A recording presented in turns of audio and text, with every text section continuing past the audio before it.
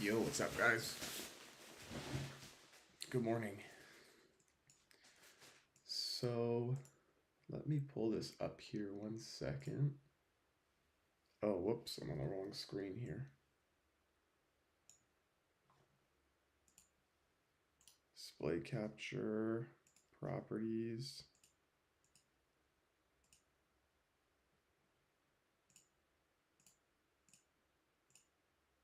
Okay, so I'm trading this on a 50K funded here.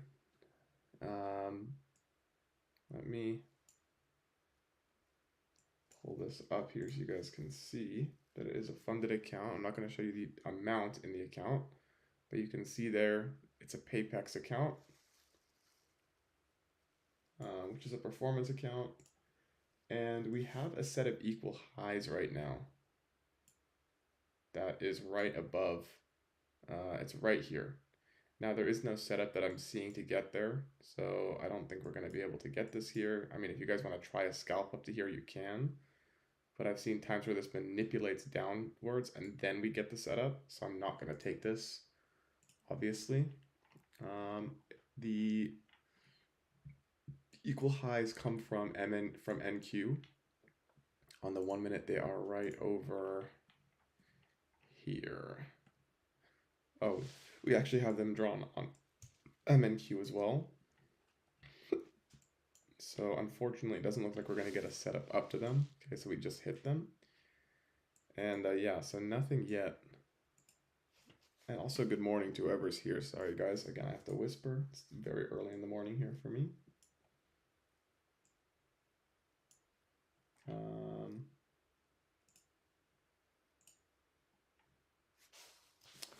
Yeah, so that's that. Give me 1 sec, guys.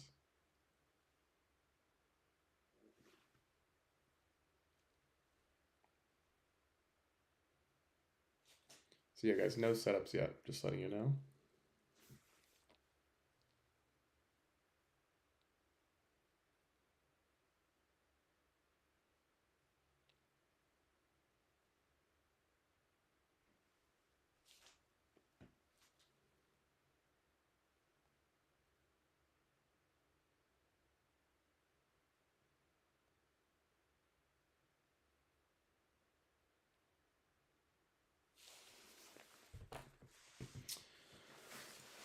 All right, so we do have another set of equal highs, guys. If today's gonna be a buy day and we just continue higher, okay, first of all, this actually looks really nice for a short, this little 1 minute here. Let me look at the 2 quick and see if there's anything better. So if you guys want to try a short, I think it's a little bit too small for me personally.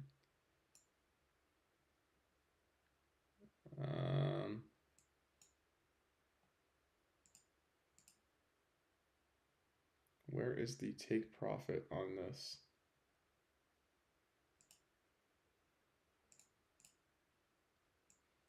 Take profit would be at the fair value gap. Stop loss would be back at the high. And you'd want to see a close below the fair value gap.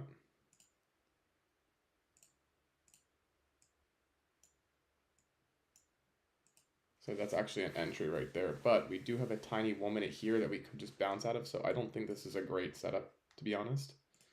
And if you go to the 2 minute, there's really nothing. So I'm not going to take this, guys. If you want to, you can try it. But I'm not going to, not on this funded account at least. And again, guys, because I'm on a 50K funded, I have to trade with micros. I'm not going to trade with NQ size. This is a new funded account. And until I take it out of the trailing drawdown, which is, or the trailing threshold, I need to get it up $3,000. So I'm not going to be trading with NQ contracts until we get to that point. So for now, we're going to be trading with MNQ. And yeah, so we basically have this 1 minute fair value gap that I think will get tapped into, but I can't really short this until both of these bullish PD arrays are violated, right? They're both holding so far, but once it closes above, we can try a short with our stop at the low here and our take profit at the fair value gap. So we're basically going to see how this closes. And why is this a good setup? Well, if you look at the 15, we're now in a bearish fair value gap here, right? We're delivering from a bearish PD array, and we have levels below us that we could target. So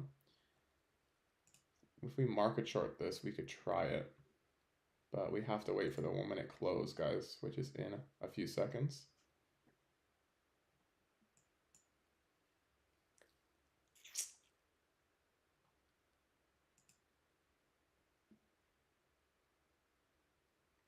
To be honest, the entry now is not great.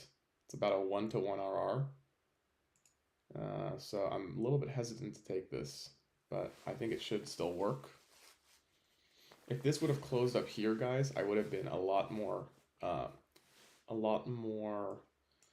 willing to take the trade, but because we traded all the way down here, you have to think my take profit has to be at this internal sell side, and my stop loss basically has to be above both of these 1 minute fair value gaps. So it's essentially a 1-to-1 trade. It's not anything optimal. And then once we hit this low, I'd have to move my stop to break even. And for that reason, it's just not a great trade. But you can see that it worked, and now we are inside of that PD array there. The next target we can look for on the 1 minute, if you guys look up here, I mean, if we continue bullish today, we do have a set of equal highs right here. It's actually triple. They're triple equal highs on MNQ, and I think double equal highs on NQ.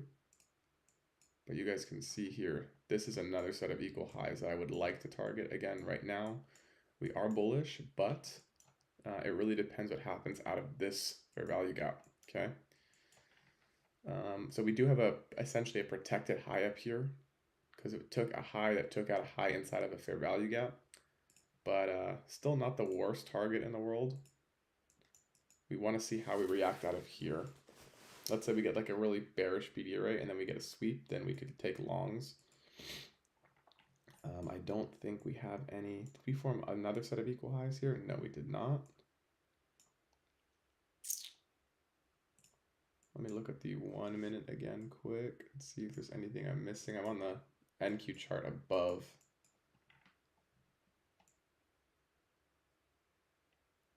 But yeah, guys, I'm really unsure of where the market's going to go here. This is a very tough spot to be in, where on the high time frames, if you look, we are rejecting out of a bearish PD array, and we're dumping right now. So we need to see a close above this 15-minute to be able to target these today, these equal highs. If we get a 15-minute close above, then we should be able to get longs, maybe a 1 minute long setup to these equal highs. We'll have to see what we get. But again, this is a new funded account, and of course we're not going to be taking anything that's not A+ on this account. If you guys want to try this 1 minute IFEG, you're welcome to. I wouldn't, but that's up to you, obviously. Because there's 2 in the leg, we've already swept any equal highs here. I don't think this is an A+ long.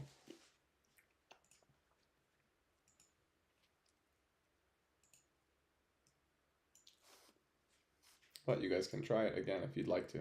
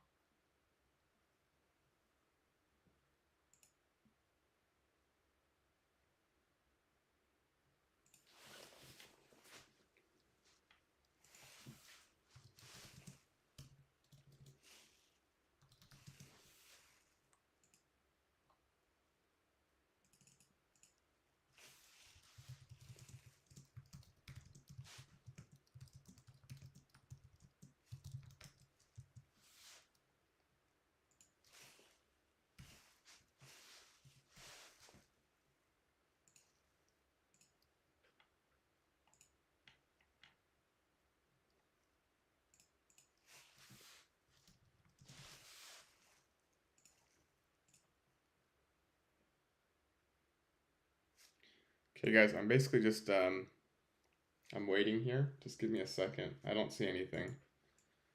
I want to see better setups at form here. I don't like this 1 minute, so we have to wait for a new price action. So give me a second while I respond to people on X. I have to answer a few things.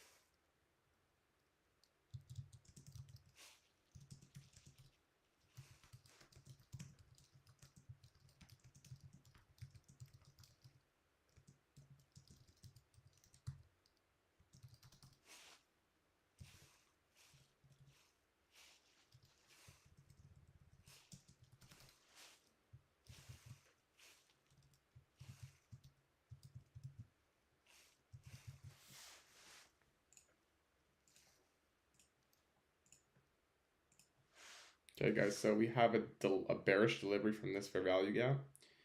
I don't see anything still that's gonna be a nice drive higher. There's nothing that's like A plus in this leg to me. Just wanna see how Tesla's doing here. We hit almost 378 in the pre-market. That's good. Riot down to 1257. Bitcoin at 98. Interesting. So I actually called this short, guys, if you remember. I called this short on the hourly. But yeah, guys, we're going to wait and be patient and see what we're going to get here.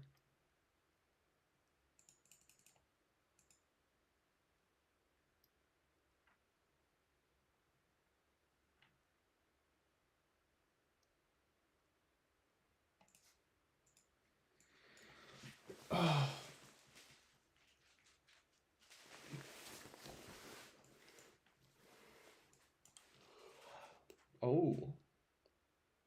Oh, hold on, never mind.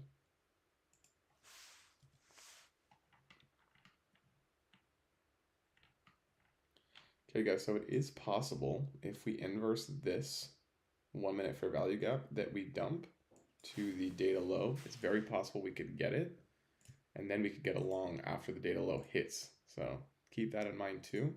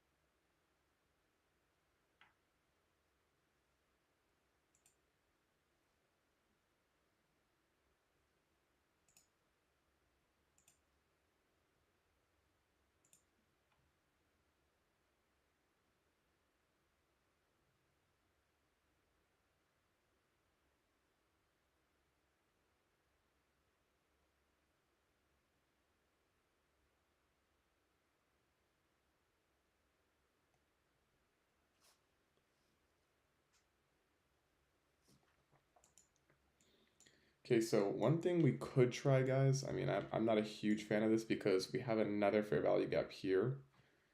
But in this leg, I mean, hopefully we get something lower. Like, let's say we come down to the low of the fair value gap and then form an inverse. I think that'll be better. And then we could target this high and this high. It'll be better RR. So we'll see what we get.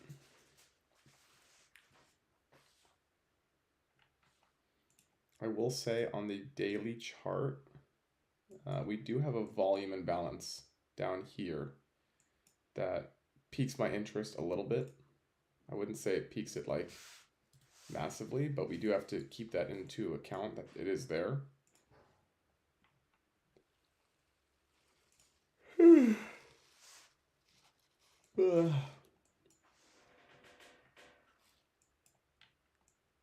But yeah, guys, now we're just basically waiting to see how we react out of this fair value gap right here.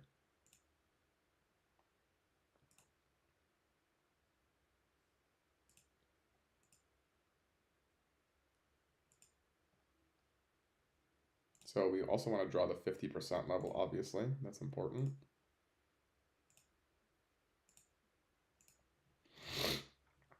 And right now, very bullish reaction up. I mean, we didn't quite hit it, but we got some part of it.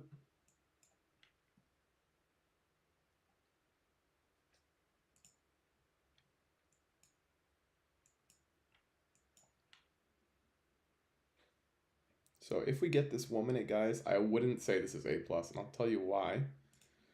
I mean, technically you would move your stop to break even once this high hit, but it's a high within another high.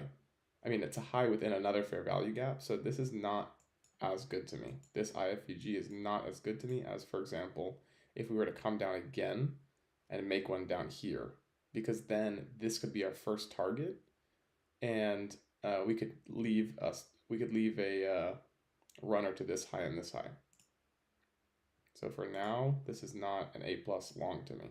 Even if we inverse this, I would prefer to see it come down first and then have this as an initial target, if that makes sense. So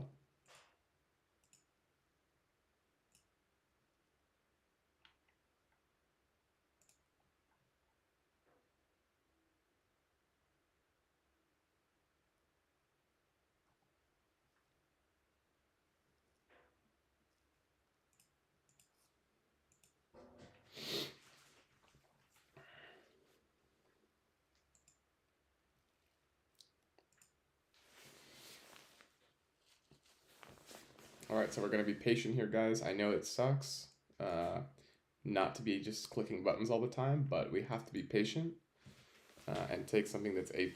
If you don't see, if there's no like light bulb in your head when you look at the PA, then to me, you shouldn't be taking it. Okay? Unless you have a lot of confidence in the setup, there's no reason to be risking real money. Again, this is a real account. This is a funded account. It's a new funded account, but regardless, it's not worth risking real money unless the setup is great. I hope you guys understand that.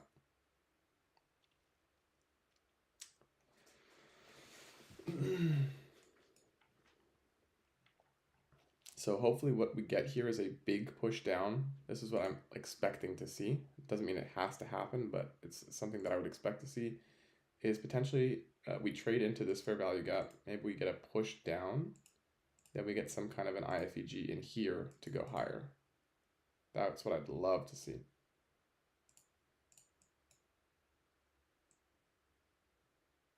So we'll keep this on the chart for now. But ideally, I mean, even if we left equal highs right here, let's say we tapped into this 1 minute and then we got a long setup, that would be great too.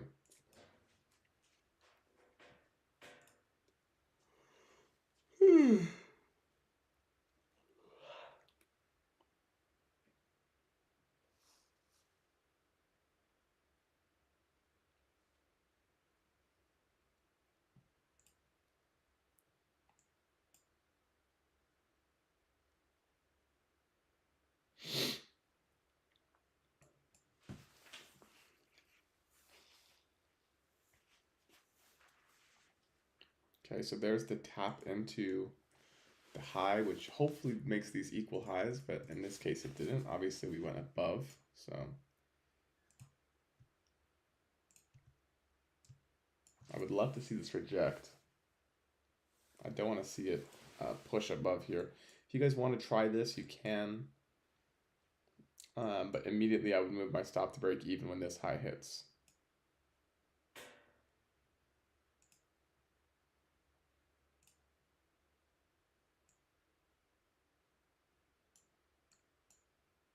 So this will be probably a break-even trade, guys. And it's a terrible RR too.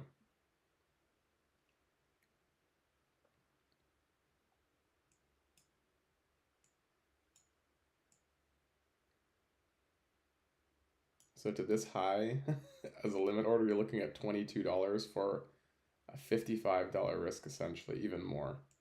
I don't think it's a great trade. Your stop would have to move to break even as soon as the IFEG hits, and then you would leave your runners up to new highs. But my hope is that this rejects, and then we get a better leg of price later that's going to deliver us up to this internal high right here. So let's see what we get, guys. All right, if this 1 minute inverses, we should, in theory, come down to this low and trade to the 50% level of the leg.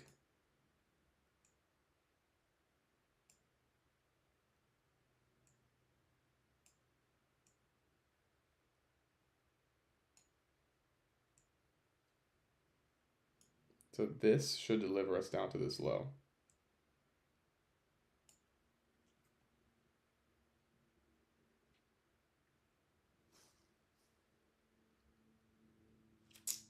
Do you guys see how this 1 minute bullish PD array got violated to the downside? Delivering from a bearish PD array, that tells me that this low is probably next. Now, I don't like to short and discount, but I would like to see this happen, right? And you can see we are in discount now, I believe, of this leg. Oh, actually, this wick is pretty high. So actually, we are still in premium. Didn't even think about that, but if we draw a Fibonacci from high to low,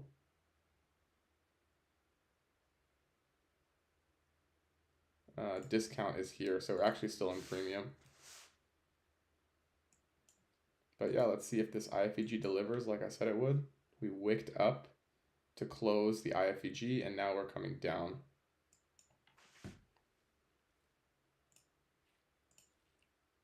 I'll label it here for you guys to see. That is the fair value gap that we just inversed, and now we should deliver down to this low.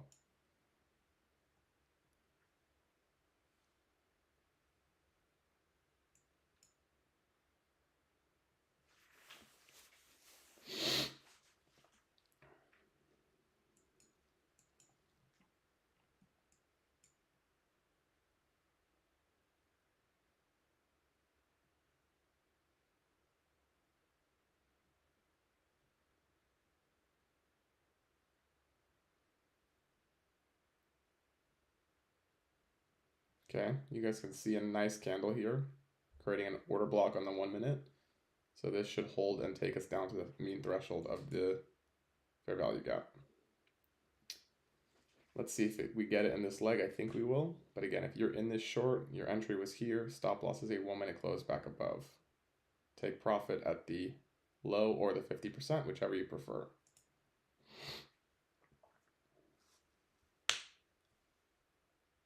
Again, guys, this is not A+ enough for me to take on my funded account, but for you guys it might be. I just don't think it's good enough.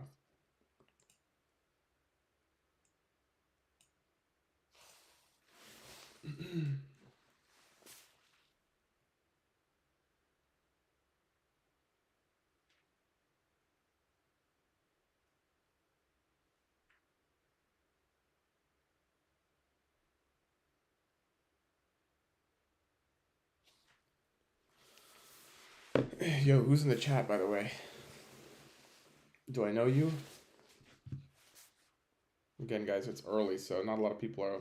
Okay, so we just got to close back above the 1 minute, guys. You see, this is why I don't take these types of setups.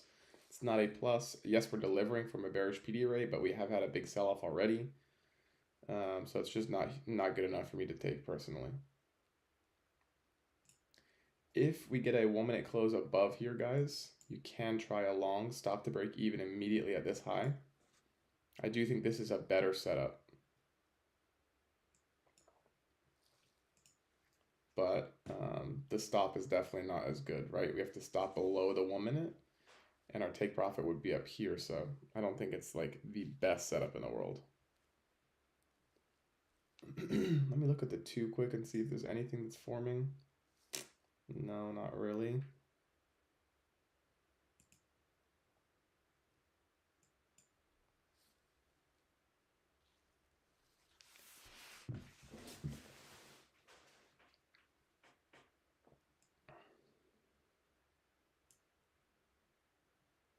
Okay, guys, I think I'm going to try this with 2 MNQ. If we get the 1 minute close above right here, my stop will be moved immediately to break even when this high hits. But again, we want to see a 1 minute close above here to take the long. We've got 30 seconds till the candle close, so I don't know how our entry is going to be here, but we'll see. And again, I'm looking at NQ, guys. I want to see NQ close above. If NQ doesn't close above here, then I can't take the long. So this is an MNQ chart you guys are looking at, but obviously NQ is what we are looking to take the setup from. So I'm looking for a body close above the fair value gap that you can see here in purple, and that will be our long entry, stop to break even when this high hits, and then we would take our profits in this fair value gap right here on the 1. So we'll see what we get. Now, unfortunately, I don't know if we're going to get the entry here, guys, because if this high hits first, then we can't enter the trade, right? We have to see a body close above, and then the entry happens.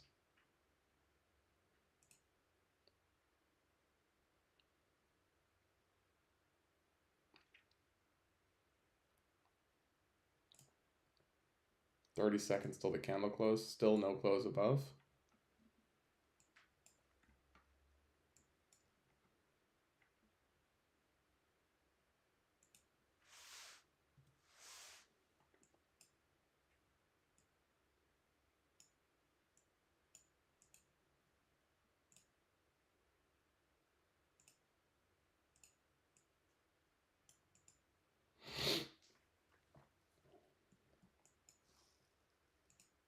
Okay, pretty big rejection there. Again, no close above the fair value gap, so there's no entry for the long. If we close below this fair value gap, that could be a decent short, but we have a tiny 1 minute here, so I would not take that personally. Right, because if we close below this and then we trade into this 1 minute, we could easily come back up. So it's not worth the short, in my opinion. Now, if we see a bullish delivery out of this fair value gap and close above here, I think that's going to be a decent long.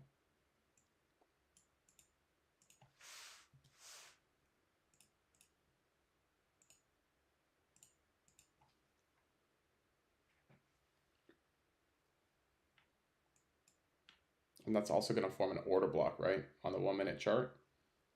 So if these two down close candles form, we get a bullish 1 minute candle, close above here, stop to break even at this high, and hold your take profit to this 1 minute fair value gap right here, and then you can leave runners to higher up.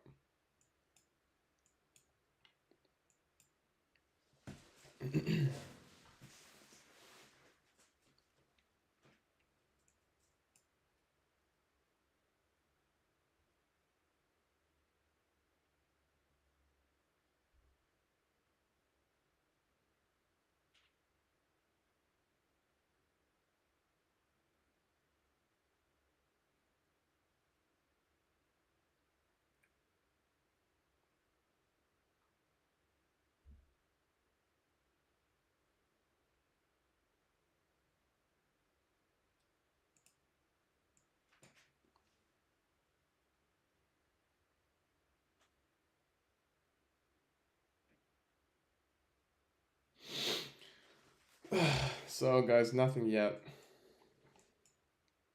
If these two close below, then you can target a short.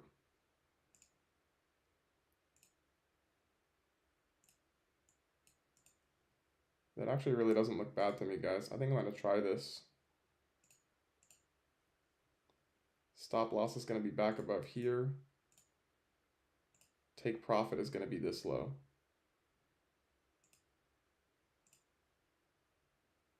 Once this low hits, guys, I have to move my stop to break even, unfortunately, but see if we get lucky here.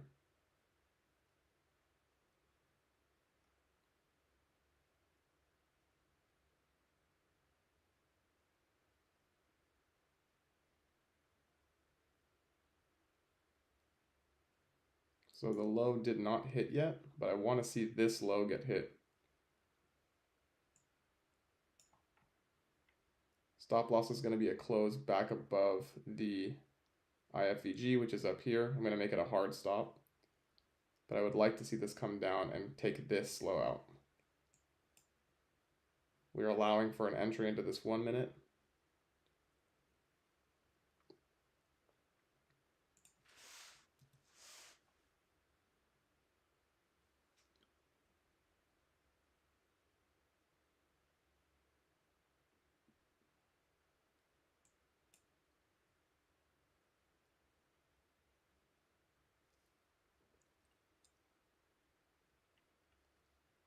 So basically we want this to be the high. We don't want to see it close back above this.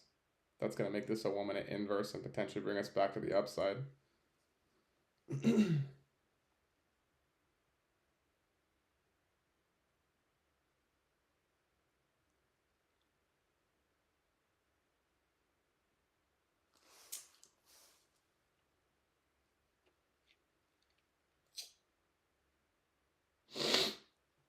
And guys, this will be the last trade I take until market open, because after this it's going to be too early, or too close to market open to take anything. So we are delivering from this bearish PD array. That is going to be the final place that I want market to reject from. Yeah, what's up, Kay? Good morning. So the reason I like this short is because we closed below 2 fair value gaps on the 1 minute, and we took out a high that took out another high. So I'd like to see this reject. Unfortunately, it looks like it might be a loser, but we will see. The close will be, I'm going to make it a hard stop at this, probably at the body of this candle, but it technically is going to be a 1 minute close back above. So there's the stop out, guys, on the first trade. And we will wait for another setup.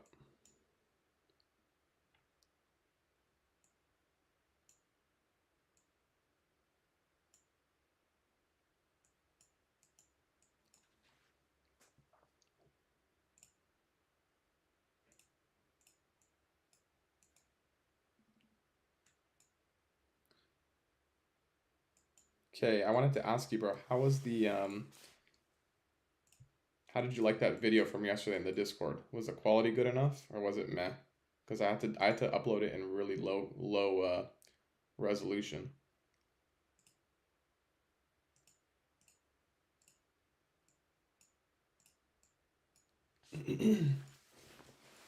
Whoops.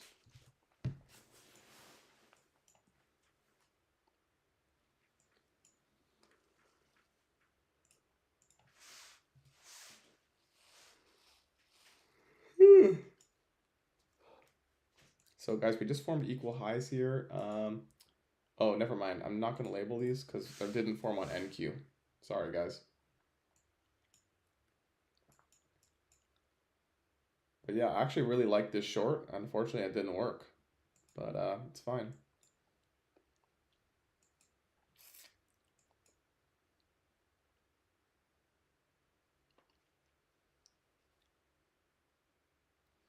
Yeah, okay. I'm going to figure out a way to, because I can only upload, I think it's like 500 kilobytes onto Discord. So I'm going to try and figure out a way to make the file size smaller without making it blurry. So I'll get back to you guys on that. Because the video was long. It was like 12 minutes. So I think that was probably the reason, but we'll see. But yeah, guys, so far nothing A+. We have 20 minutes till market open, so unless something beautiful comes up, I'm not going to be taking it on. This is a funded account, guys, and yeah, so. And again, this is a new, so I got a new funded account the other day, and I'm trying to run this one up, so I can't be trading with NQ until I get the account past the the $2,600 trailing drawdown, right? It's a 50K. So I need to get it past $52,600 to be able to start trading with bigger contracts, because otherwise I'm going to get wrecked by trailing drawdown, and I don't want that.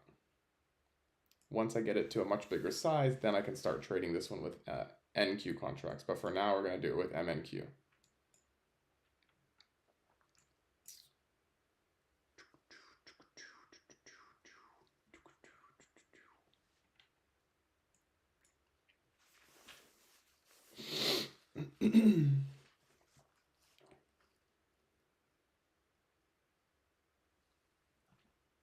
Give me 1 second, guys.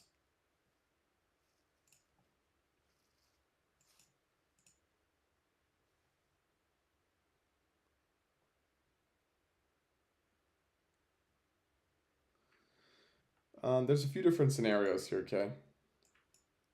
I would rather see a liquidity sweep below this low to trade into the 50% level of the 1 minute for value gap to go higher.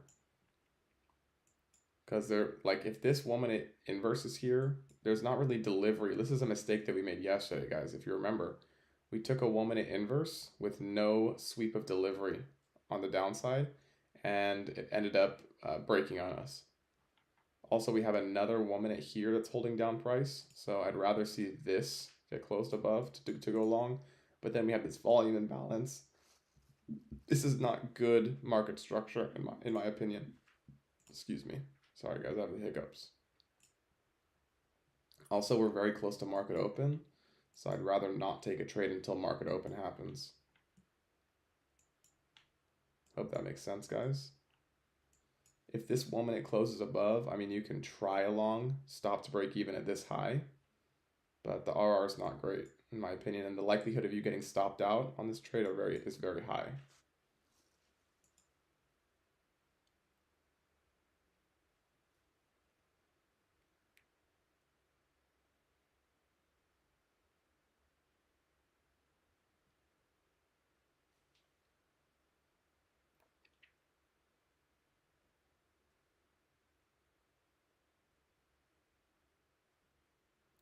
So we're just about to get a close above here. So in theory, we should go to this high now. But your stop to break even, you're looking at, I mean, the odds of you getting stopped out to break even on this trade are super high, because once this hits, you have to move your stop to break even, and then the market will come up and sweep your stop, and then it could go higher. It's just not a good trade in my opinion.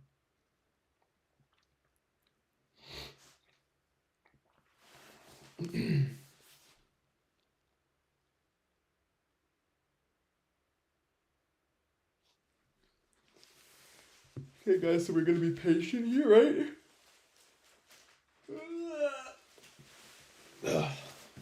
But this high should hit now.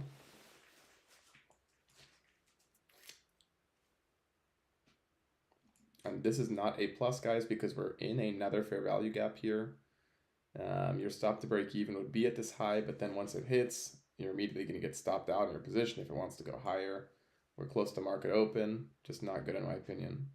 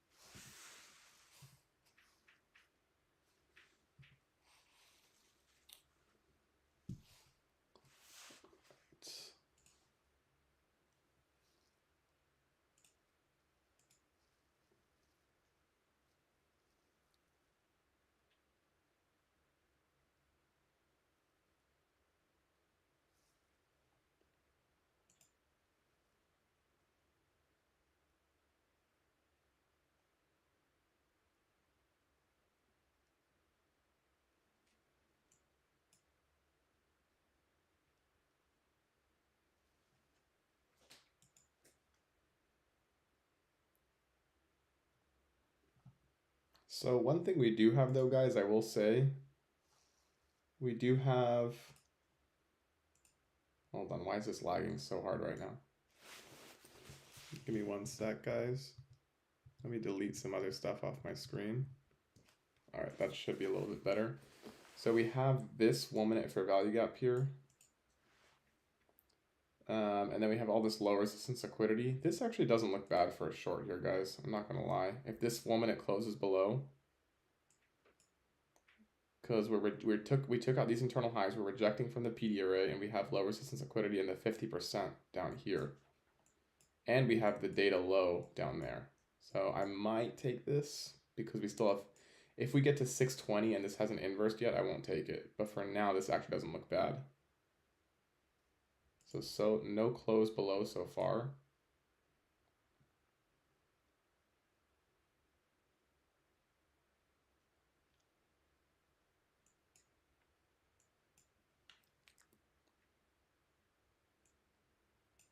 Yeah, guys, I actually do like this.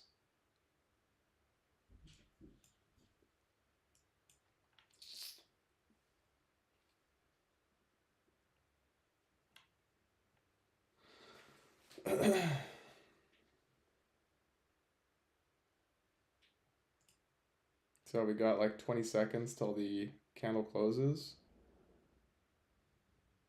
Let me look at the 2-minute quick and see if there's anything. No.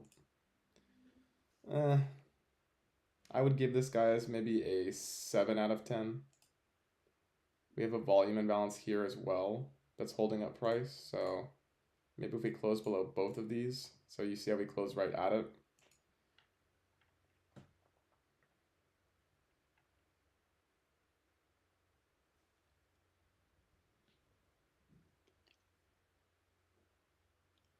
On NQ, it's not a volume imbalance, by the way.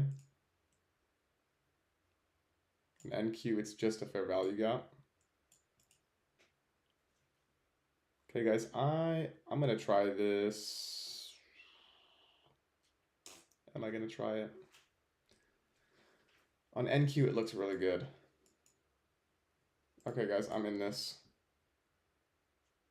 I'm gonna take a partial at the low of day. And then I'm going to take my final TP up down here, if we get it. And then my stop loss is gonna be here. And 1 minute close back above the fair value gap.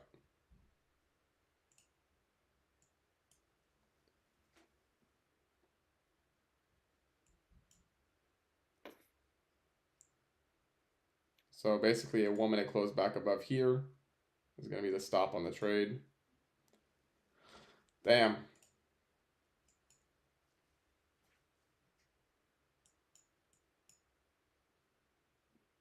Wow, look at that immediate reaction. So guys, we're forming more LRLR here. So I still think this is going to get hit at some point, but they're making it difficult today, so. That is 2 L's, guys. I don't think I'm going to take another trade on this funded account today, unfortunately, but we can still read price, right?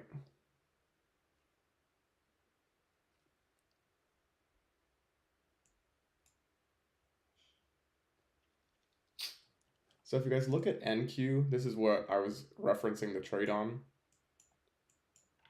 So we rejected from this bullish PD, from this bearish PD array, right here.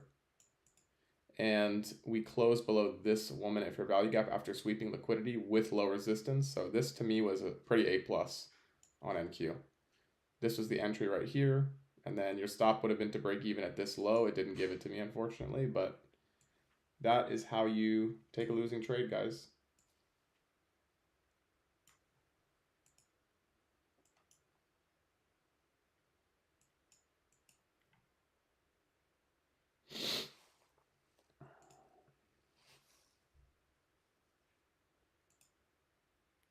Why is my Discord popping up here? Oh, there we go.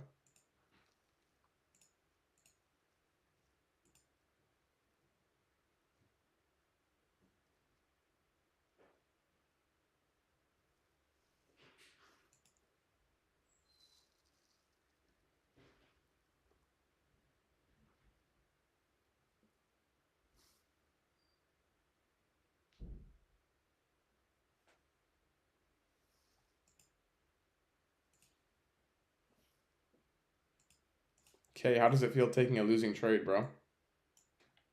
Did you take that in the end?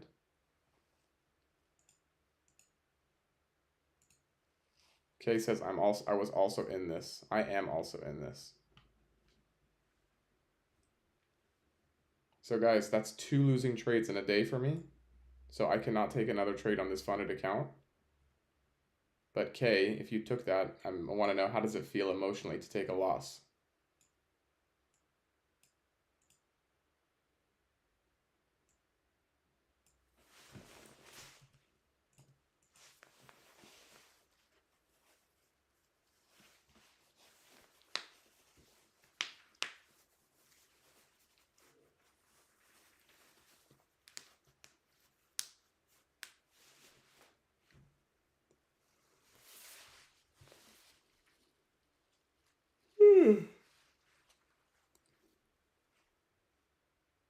Got to know something a little bad. Yeah. Guys, I still think that this is going to dump here, but unfortunately I can't take this now. Yeah, bro. This is not a oh yeah, it's a huge fair value gap. That's crazy. Yeah, it's a 1 minute. I think, guys, I mean, one of these is going to send this lower, but now it's close to market open. I've taken 2 losses today, and yeah, so we are not going to take this on a live account. Shits, I was short from 21,522.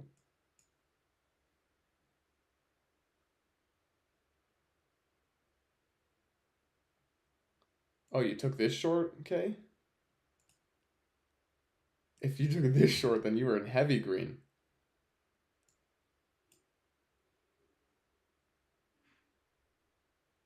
Wait, so you took this one and then I don't understand. You said I'm in this. Oh, I'm also in this. So you took it short from up here, not from down where I did. That means that you're in heavy profit right now. That's awesome.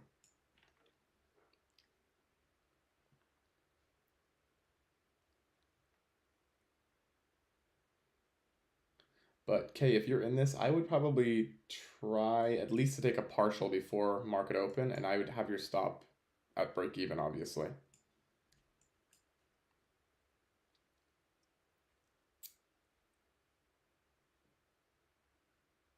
My stop was at 21,510. My stop was at 21,510. Wait, I'm confused. So you profited from here to here because it got stopped out on the trade? I'm confused.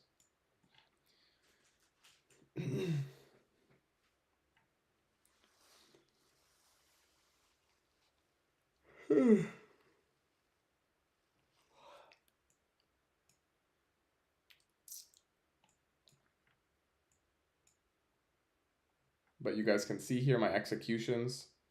This was a 1 minute IFEG short, which I like because we swept liquidity and we're rejecting from a bearish PD array. To me, this is a great short. Unfortunately, they're creating LRLR here and they swept me. I got stopped out. Then we also, on NQ, it's better, but there's a 1 minute fair value gap right here. There's no volume imbalance. We closed below it. I took the short and we got stopped out a second time. So that's 2 losing trades on the day. I'm going to be transparent with you guys when it happens.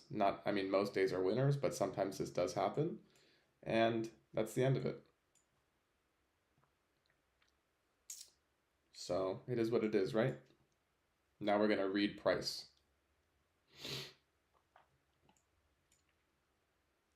We got 5 minutes till market open, guys. So we're going to see what price gives us.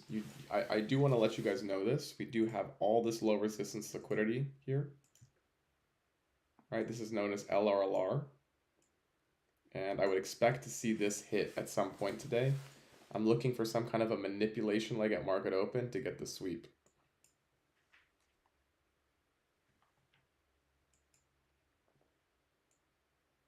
So we do have this fair value gap here, which I actually really like this one. We did just sweep a internal high.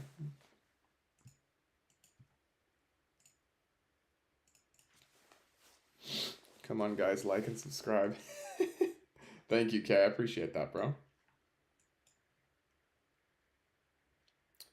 So we did just inverse this one, guys.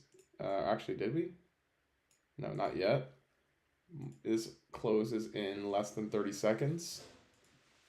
But again, I'm not taking anything yet, guys, but we'll see what we get. Maybe if we get delivery from this 1 minute. Right here.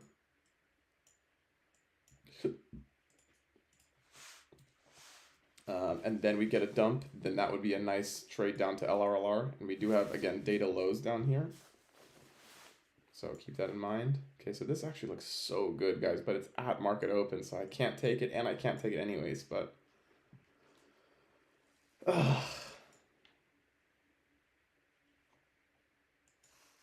Whoops. Sorry, guys, hold on. Let me put it back on the screen. I keep doing that. So this 1 minute fair value gap actually looks pretty good for a short. And now we've swept internal highs. We have low resistance liquidity. So my first TP on this, if I was to take it, which I'm not, guys, because I am done. This is what I'm talking about, having variables for your account. For me, I have 2 losses in a row, so I cannot take another trade. But for you guys, this is going to be a pretty good a pretty good short. Again, I can't take this because we're at market open, guys, but it probably will work. Look at that dump, guys. Oh, and we didn't even get the entry. Ugh, it's so annoying.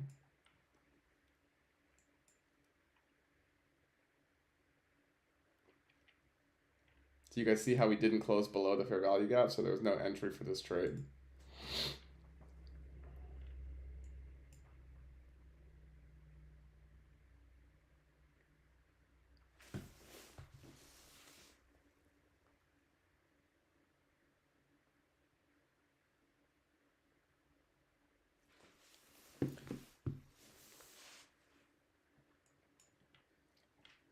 And now that this candle has already swept internal lows, I don't like it as much.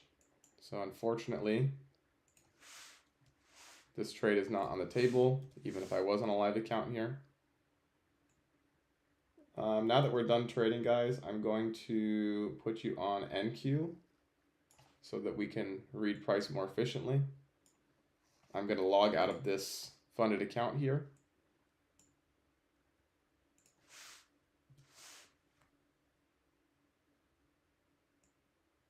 But you can see this fair value gap was what I was looking to have close below. You see how we closed below it here instead? So now the market is dumping through the LRLR, but I didn't take it again. A, because I'm not in the funded anymore, but B, because this leg, this low, swept a bunch of lows. Like it swept this, or came close to this low, but swept these two. So it wasn't as good to me. But what I expect to see now at market open is a dump below this low, and then potentially we hit midnight, and then hopefully we go down to sell side, which is this data low right here.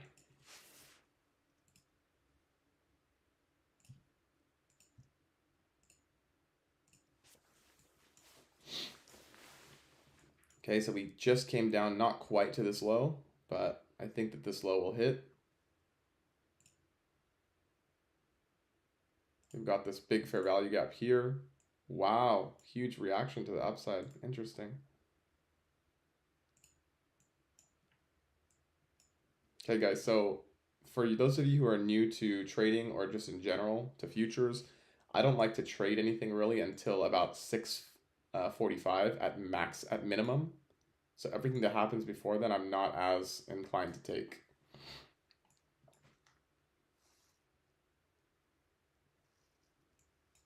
But you see how they came up, swept a bunch of liquidity. Now we should raid this low, which we just did.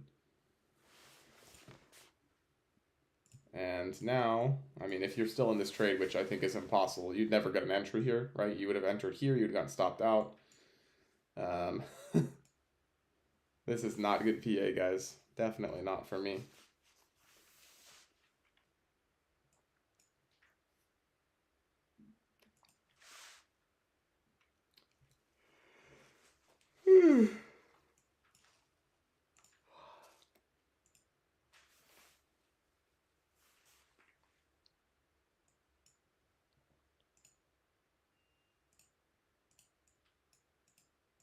So now that this is closing above, guys, we should probably come back and rebalance this. There's the rebalance.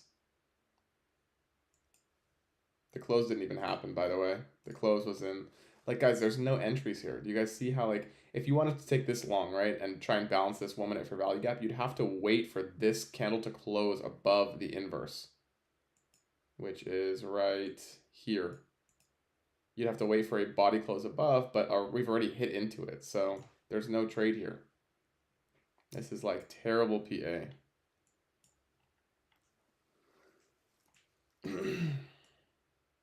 We do have another set of equal highs up here, by the way, guys, just letting you know. If we go to the hourly. Okay, guys, so I actually do like this to the upside. You guys see this hourly fair value gap right here?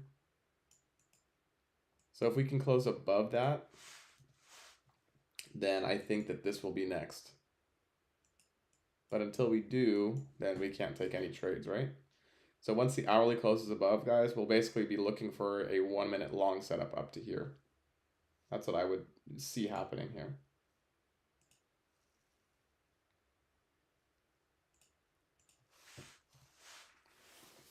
But until we get that, there's no trade, right? And again, I'm not trading on a funded account anymore. I have 2 losses today. I know it's a rare occurrence, but when it happens, I don't trade anymore on a funded account. So we can log into a paper account here and do it, but I will let you guys know if there's a signal to go long. So we have 30 minutes until this hourly close, guys. So unfortunately, we won't be able to take a long setup until 9 o'clock, or in this case, for me, 7 o'clock, or until 10, sorry. The hourly closes at 10, and for me, it's 7 a.m. here at Pacific, so.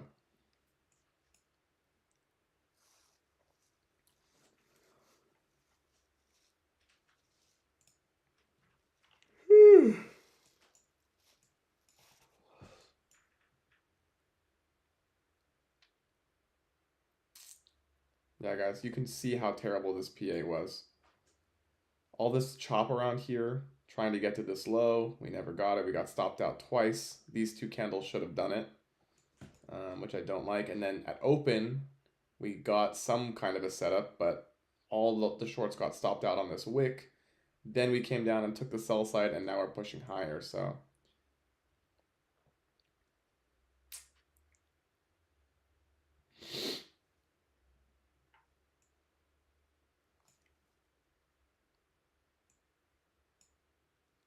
Now that this 1 minute well, look at this, guys. This 1 minute never even closed above, and now we took out the high of day.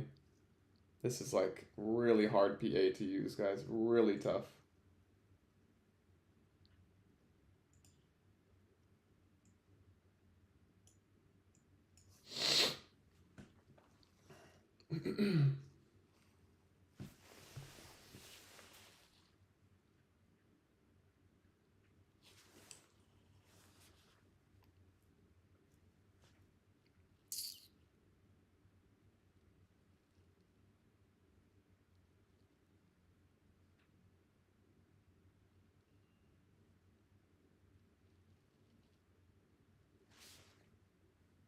Let's see. Will I win on this soup? I'm just looking at what Dodgy's doing, guys. Let's see, what is he on? This could become a breaker. Is he on a paper trade? But like I said, this hole is, I mean, I don't know. I hope it doesn't, because if we just pump the rest of the day. Dodgy's trying to take a turtle soup, guys. Like, this is what I'm talking about. None of this stuff is good PA. Please do not take this. He's trying to turtle soup short right now. My super was out the break even there. What the hell? Alright.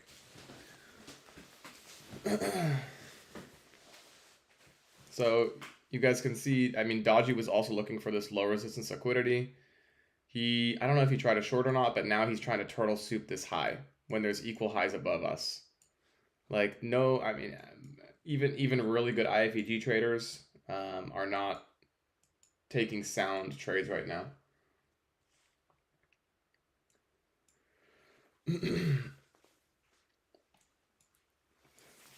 And if you guys look here, I mean, there's nothing that I see that's good. Now, again, we're waiting for this hourly fair value gap here to close above. If it does, then we can target the 1 minute equal highs, but good morning. Had the day off work, so here to hang out. Scored 200 in the pre-market. Just watching the insanity with you. Love your transparency and honesty. Thank you, Tony. I appreciate it, bro. And congrats on making that 200. Z, good morning, bro. By the way, I hope if you guys are not bros, let me know. But I know the majority of my audience is probably male. I mean, Tony, I think, is a male. A Z, maybe not. Probably. But, you know, just correct me, guys, if I'm wrong. Broette. And Aziza, bro, good. So, yeah, guys, I like to sometimes look at other IFEG streamers streams to see what they're doing, to see if we're kind of on the same page. Dodgy was looking for this low resistance liquidity as well, and I think he tried taking a short here, but I mean, he got stopped out on this for break even when this low hit. I think with this wick here before market open or at market open. Then we got the dump to the low, and then I guess now he still thinks that this is gonna dump, so he tried to turtle soup this and got stopped out. So like, this is a terrible day for PA, guys. Terrible, terrible morning PA. If you tried to take any shorts here, you got smoked, which I thought both of these were, I thought this one was good, and I thought that this one was good. And both of them got stopped out, so it happens sometimes, guys. Yeah. And I think these equal highs will maybe hit today, because this PA is pretty bullish immediately after getting this low here. But we are going to have to wait until 10 o'clock, right? Because this, wow, so we're getting an immediate bullish reaction here. Tesla, ooh, Tesla's dumping 372. Wow. But yeah, if this hourly closes above, let's say it closes here, then we'll look for a setup up to these equal highs. Again, I can't take it on a live account, but you guys can if you haven't taken any trades today, or if you don't have 2 losses. So yeah, we will be patient and see what we get here, guys.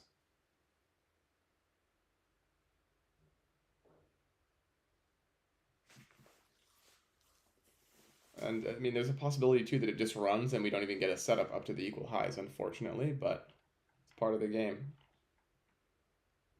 Also, we have an internal high right here, so keep that in mind too, guys.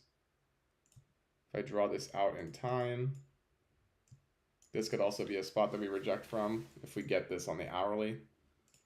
Look at the 15 quick. Yeah, guys, I just really don't like where we are at in the market. We have another 15-minute fair value gap right here.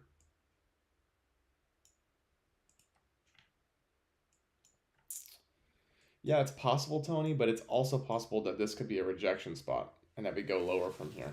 Why is my computer continuously lagging? I'm going to exit Discord. I think I'm going to get a computer with bigger RAM. This is a MacBook Air. It's only got like 8 gigabytes of RAM. I want to try and double it or maybe get 24 gigabytes. We'll see. But yeah, guys, you see how we have a 15-minute here. On the 5-minute chart, we have another 5-minute here. So it's very tough to figure out where the market's going to reject from, if it's going to reject. So there's no setups here to go long. There's no setups to go short. There's no fair value gaps to the downside. This could just be an NFP Friday where we run. You know, it's possible.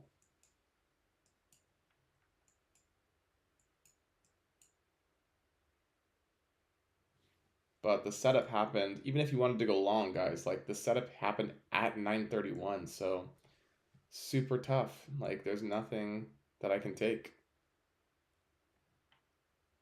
And yeah, Tony says that 570 is the end goal. Feels like, I mean, it feels like it. I wish that I could trade off the feeling, but I can't. I need an A+ setup, and so far we are not getting anything. Like literally nothing. There was nothing A+. These 2 shorts that I took, I would give them probably a. This one I would give a 8 out of 10 because we did sweep liquidity and we were rejecting a bearish PD array. I'd give it a 9 even. Honestly, I really like this. We took 2 bullish PD arrays out with 1 candle. I was at minimum expecting this to hit, and it didn't. And then on NQ, I think that this was a great setup too. Right, we had rejected this 1-minute PD array after again sweeping 2 highs, so this was also really good. Both of them failed. So yeah, it sucks, but there's nothing we can do. Now we basically have to wait for the hourly candle to close. I want to see a close above this purple box, which is the hourly fair value gap. And yeah. Tony says, I have a Lenovo Legion Pro i9, 64 gigabytes of RAM. Wow. That's crazy. Yeah, I was looking at, I have a Mac, so I want to stay with Macs. And there's the M4 Pro Max has like 32 gigabytes of RAM, crazy CPU, GPU, all kinds of M4 processors, blah blah blah blah blah blah, and it looks pretty good. So I might get that one. We'll have to see. Yeah, that's awesome. I mean, I've heard, I mean, there's a lot of really good PCs out there. I just like to stick with Macs, so that's what I'm gonna do. But also, I think you can get a better bang for your buck price wise. Oh, let's go. My Celsius is mooning, guys. Oh my goodness. It was red yesterday and finally we're pushing. My Nike's pushing. My Boeing's pushing. My ASML's pushing. Everything is up. Even Tesla's up. So, I mean, we did take some L's, guys, but at least we're getting some profits on our regular accounts, right?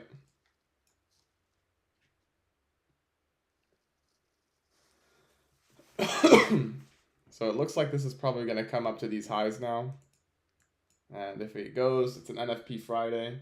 If it goes without me, it's fine. I'm not going to cry, right?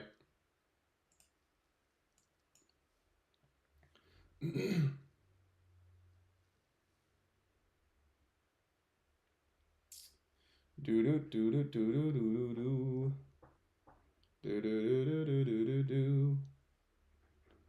Tony, how big is that Lenovo computer? Is it a desktop? I'm guessing it is, but if it's 64 gigabytes of RAM, I'm guessing it's like pretty crazy.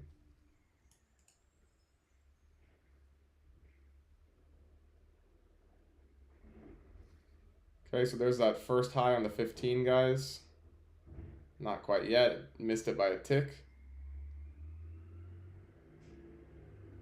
And then we have the equal highs at 21,561 that hopefully will hit too.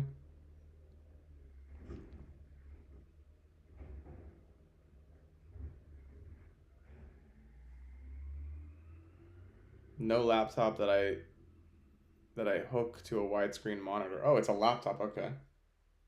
Cool.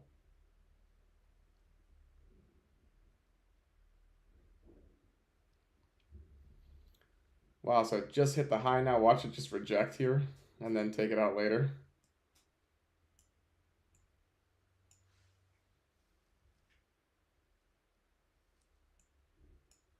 I'd like to see it just push all the way through.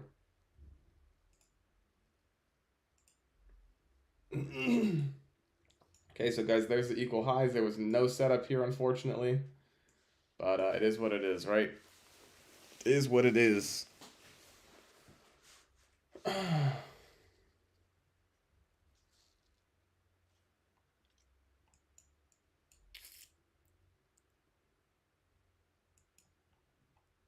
So it looks like, guys, today. Oh, so we hit all-time highs again.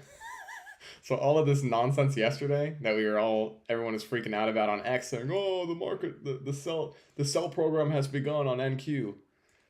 Like all of this got completely obliterated. So this tells me that we're gonna go higher here.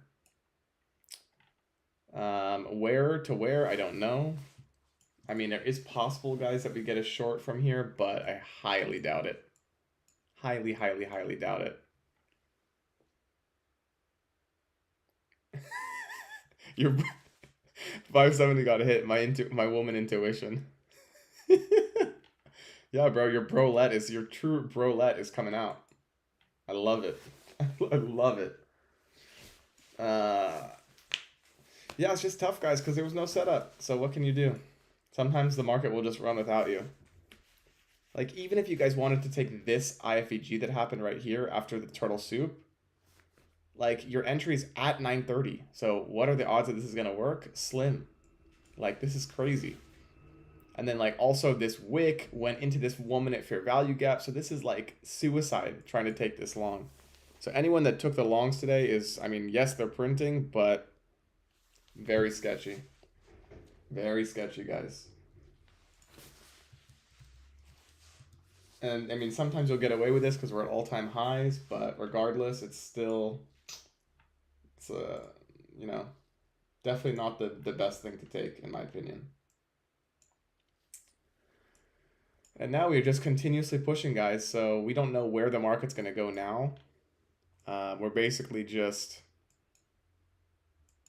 we just get to watch, right? The hourly we didn't get the inverse. I mean, now we have the inverse, obviously, but well, we don't quite yet. We have 13 minutes till the hourly close, but at this point, the market's already up here, so there's nothing we can take. Yep, shorts destruction. Shorts destruction, that is for sure. Tristan, you're just watching. I full ported at the top. Full ported shorts or full ported longs? Full ported shorts or full ported longs? Ugh.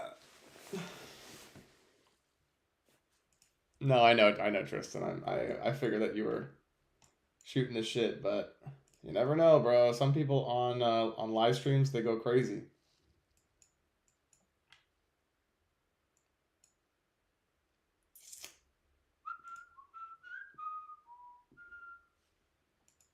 Do do do do do do. So guys, did anybody? Okay, here's what I'm curious on for anybody that's still in the stream. Did anyone take any trades today? Anyone take any live setups? I want to know why you took them. I know K or Kishizits, I think is how you pronounce the name. Kay, can you tell us again how to pronounce your name? I know it's hard for you to do it on the stream, but so this woman at short guys actually wasn't bad. Okay, we swept the high of the day, the data high. We swept equal highs, and then we got a 1 minute inverse down. This short was actually good to this fair value gap. But apart from that, nothing else here. I mean, I took two shorts, like I said, that I got stopped out on. It doesn't happen often, but I will admit when I do have a failure day on a funded account, and today was one of those days. And yeah, so these two I think were decent. I give this a 7 out of 10, this one right here. And I would give this I'd give this a 9 out of 10, sorry, and this is 7 out of 10. This one was more obvious to me. It was two bullish PD arrays, but it lost, so it is what it is. Tony says just pre-market for after NFP for a scalp. Okay, nice. Yeah, I know. Oh, wait, Izzy, you took this one? Or you took this one up here? Tristan, I did short that inversion with two contracts, though. Which inversion? The top one, guys? The 21521 inversion or the 21495 inversion? Z took it from up here. That's really good. I did call this one out live, but I didn't take it. I should have in hindsight, but it is what it is. 21521. Very nice. So both people. So K, Tristan, and a Z all took this 1 minute inverse, and I didn't. Well, that's fine. I guess I'll just cry. Wow, guys. So my Celsius position is up almost 8% today. That's very nice. It's paying me very fat on my swing trade. You guys can see right here. I'm gonna pull up Celsius so you guys can see it.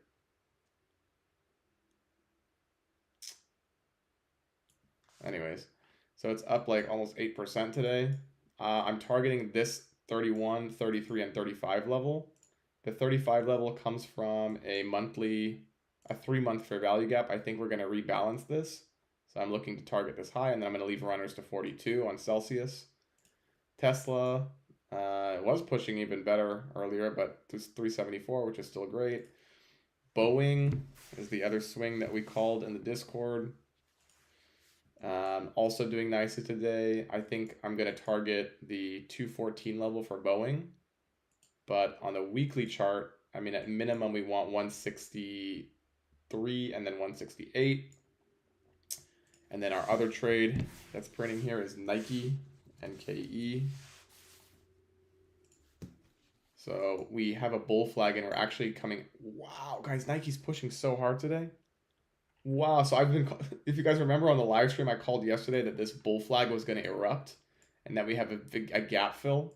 If you guys look on my X and you look on my live stream from yesterday, you'll see that I called this out and now we are pushing hard. So your stop on this trade should be to break even. And I think this gap fill is going to happen soon.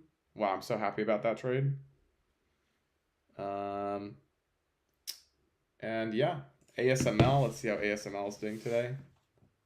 Probably rejecting. Yeah, so we're rejecting from the monthly fair value gap, but that's okay. This is a long-term ad, by the way, guys, not a swing trade, but this is doing well too. So that's that.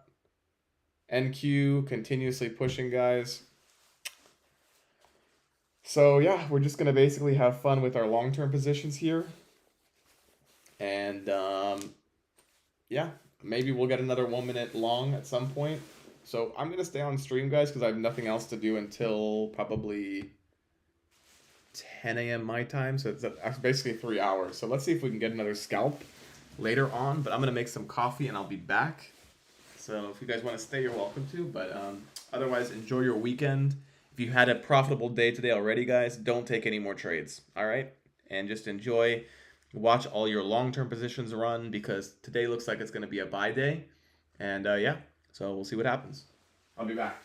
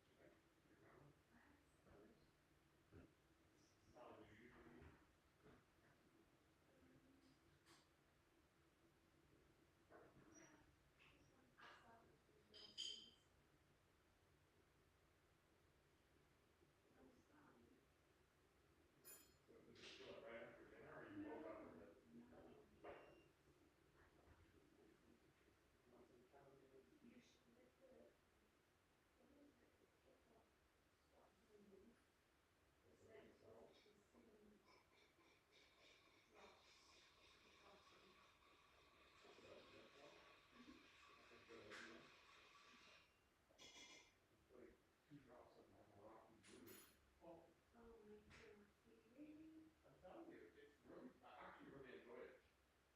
You should try it sometime. Has anti-cancer properties, antiviral, antibiotic properties, but not too strong. I only took 2 drops, and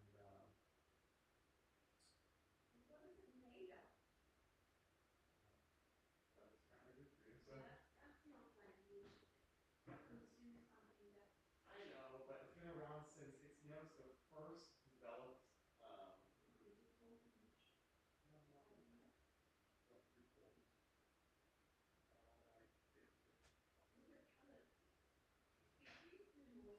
Uh, I've done a lot of research on it. It's a synthetic guy. I said it's, I don't know because I'm not gonna freak you out, but it's the first developed medication in the United States. Apparently, it has a lot of good properties for it. A lot, and a lot of holistic people use it. It's been around since 1871. Did you know that? It was the first invented malaria medication ever. Yeah, but it doesn't, in very small quantities, it gives you very good energy boosts. It helps deliver oxygen to the brain, ATP, increasing all kinds of stuff. Yeah, it's good. I'm good. You should try it sometime, Cole.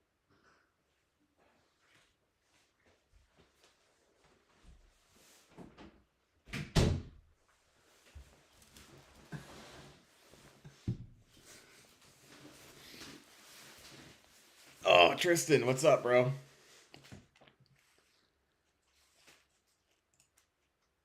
You have an espresso machine? Just oh, you guys can hear the espresso? Did you guys hear me talking just now?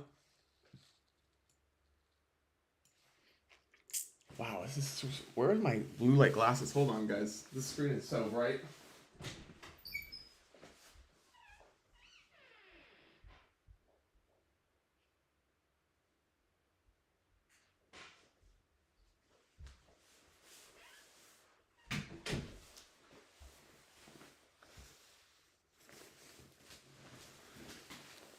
Oh, Tristan, I just said that before you left. Yeah, guys, I have an espresso machine, but I don't use it. The rest of my family does. I don't like the pods. If you guys didn't know, I'm like kind of like a health nut. That's why I wear the blue light glasses and stuff. And the pods, if you guys didn't know, they're made of aluminum. So when you run a bunch of super hot water through aluminum, you're basically drinking aluminum coffee. And if you do that every single day, every once in a while it's not a big deal. But if you do it every single day, it leads to some pretty nasty buildup in your body. So you guys have to be careful. I do want to buy an espresso machine at some point that doesn't have aluminum, but it's very difficult to find them. So it is what it is, but Tony, yes, the French press, bro. Those are awesome. I love French presses. Okay, so we do technically have a tiny 1 minute inverse here, guys.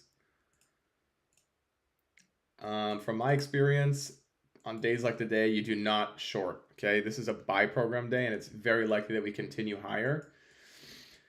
What we can do here, actually, guys, is run a standard deviation. Let me go to the 5 minute chart.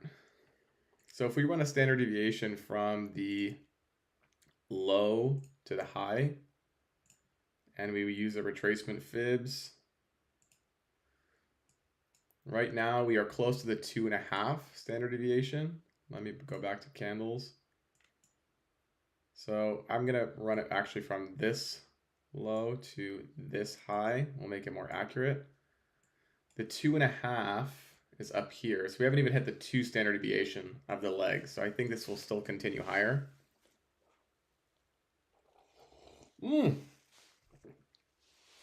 Tristan, are you joking? Are you actually a roid user, bro? A big buildup of trenbolone acetate. So I have a big buildup of aluminum. You have a big buildup of trenbolone.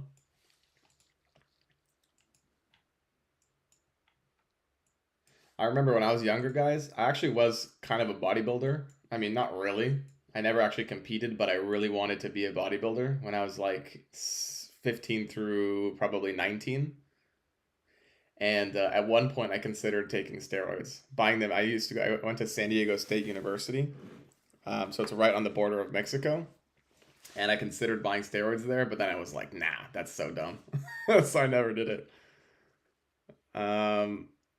But yeah, especially if you do steroids, do not do tren. That is the nastiest one.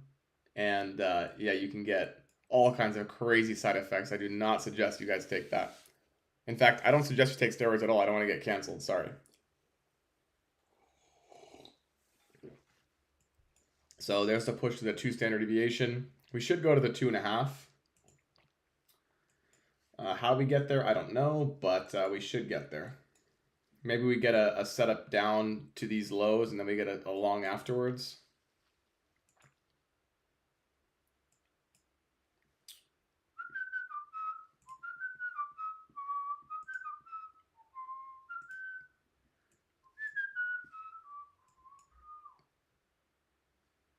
Do do do do do do do do. Tristan, how old are you again, bro?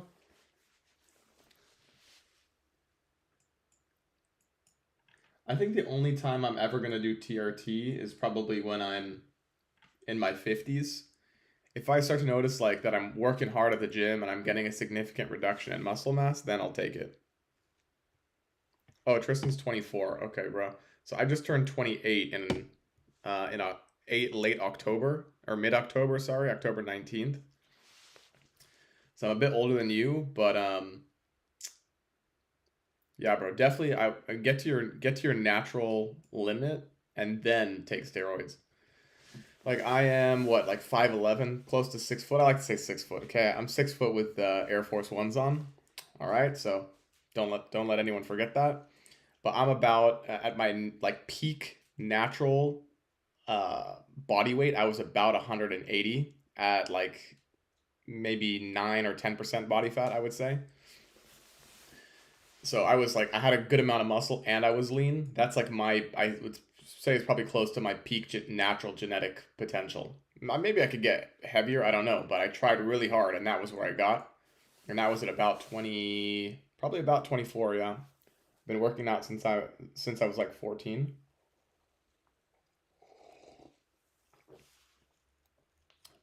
Yeah, there's definitely clinics like that these days. Um, I like you have to think all of these bodybuilders, they have a doctor they're getting this from at this point. I don't think there's like a black market like there was in the 90s for steroids. I think now there are like clinics that will give these professional bodybuilders what they need. Tristan, I've been working out for 3 years now. Started at 115 pounds in 6 months. I was whoa, bro, 115 to 170 in 6 months. That's some steroid gains right there. Tony, I'm a nurse. Hormone replacement therapy is essential at around 50s. Test levels annually, replace as necessary for longevity. Yeah. I think for most people too, Tony, like a lot of people are exposed to a lot of toxins, and a lot of people are sedentary. They don't go to the gym. They don't get enough sunlight. They're looking at blue screens all day. They don't use any type of red light therapy or anything of that sort for their eyes. I think a lot of people lose a lot of testosterone just based on their lifestyles. Yes, I think age comes into account for sure, but I feel like if people lived a more like a low toxin lifestyle and were exposed to less blue light, I think they would have higher tests at 50, than a lot of men at 50 have these days. But yeah, definitely. I mean, if you're doing all of that and you still have low test, then for sure replacement is probably good. Tristan, yes, everyone said I was on steroids. Yeah, bro. I mean, if you went from 115 to 170 in 6 months, that's ridiculous. Like that's wild. That means you have like sebum genetics, bro. I told them put 10K on and it would get tested for them. Told them put 10K.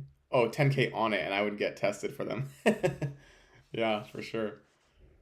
I'm a gym rat and use red light 5x a week. Damn, Tony, and you're a nurse, bro? So my sister's a nurse and she's learning for me slowly, trying to get her on all the holistic stuff.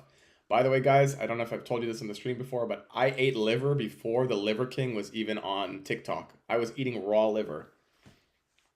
I used to like put it in a. This sounds kind of crazy, but one time I put raw liver in a jar and I fermented it for the probiotics. So if you don't believe that I was going crazy, I was like on one back when I was like 22.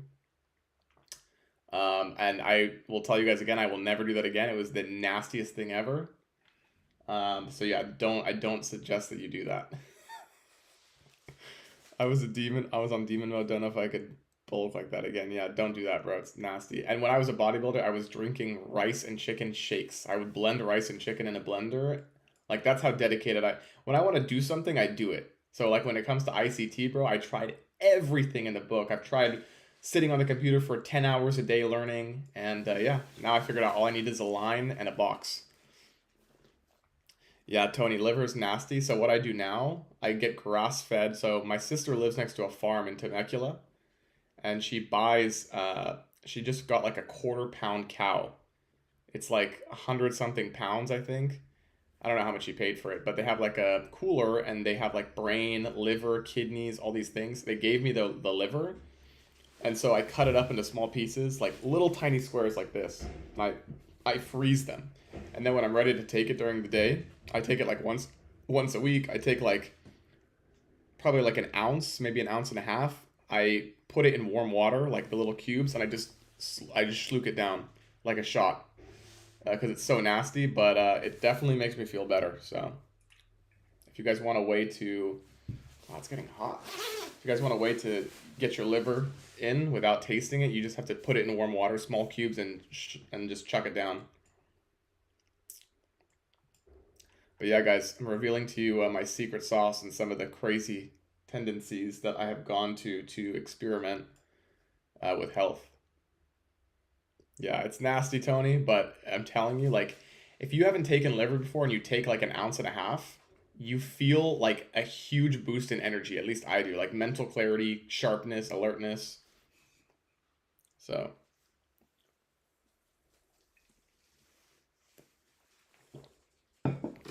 guys, still nothing that's forming here. I think this is going to drive us higher.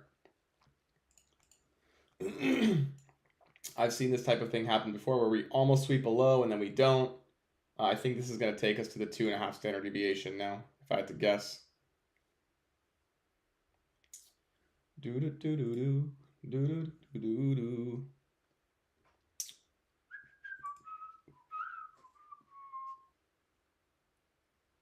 Maybe not. We could go back down to this low, potentially. I just think today's a buy program day and that we're going to at least hit the 2.5.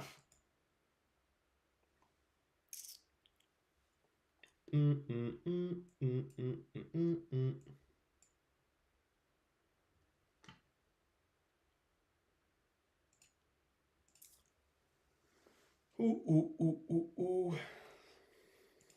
So it's possible that we reject here, guys, but I do think that we still go higher.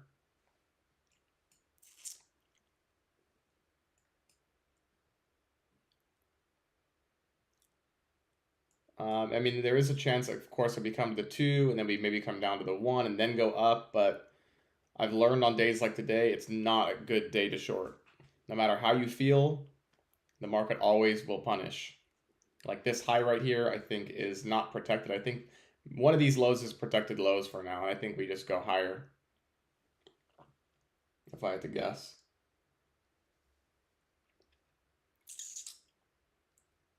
Do do do do do do do do do.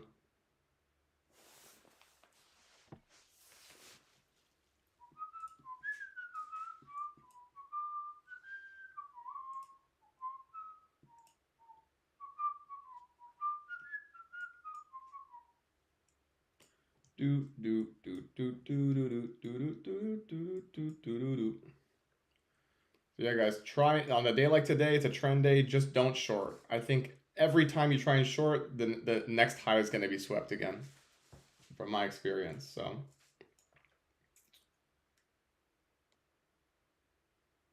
Banana, banana, da da da da da da da da.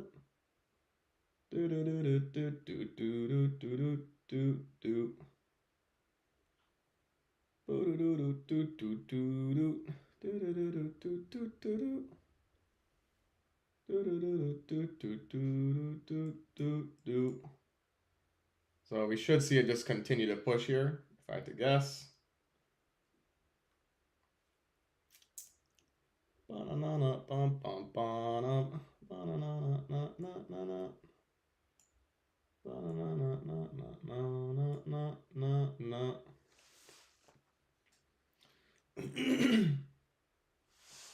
Yeah, you guys see that? So people are like, oh, the market's going to reverse here. Let's short it. And then boom, you get stopped out.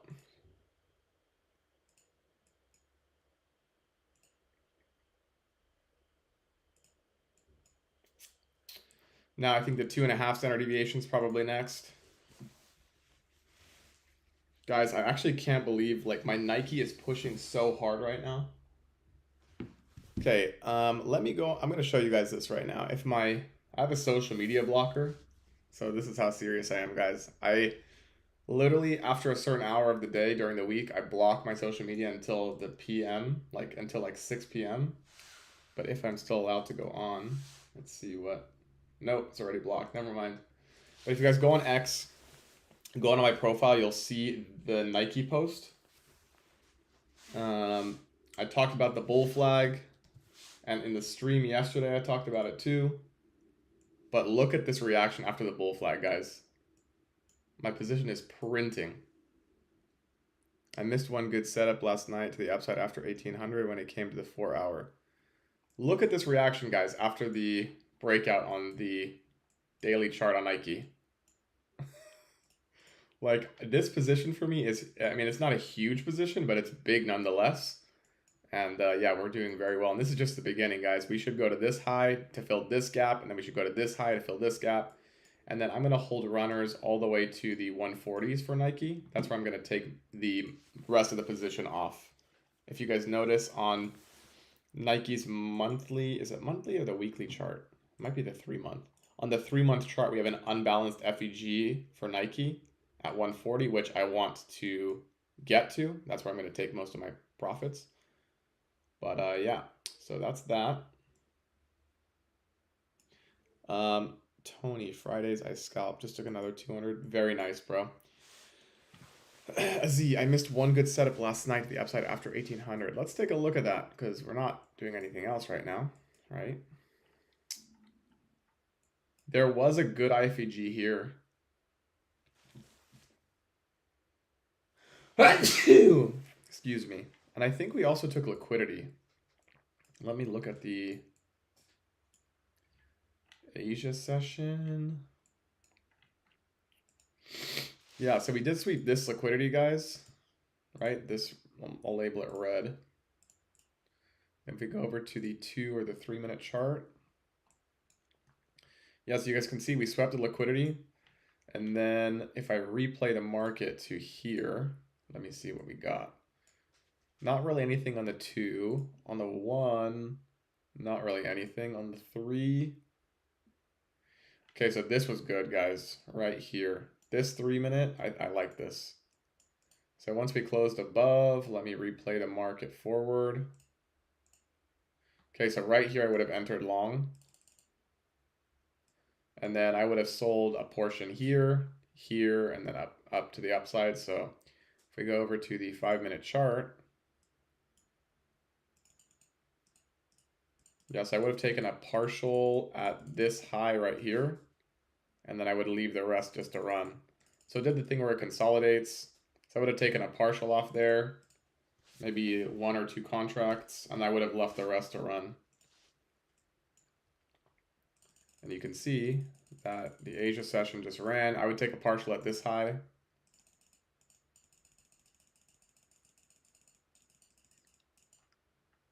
Yeah, you guys can see it just keeps running. And then we have market open, so yeah. Anyways, this is a good trade.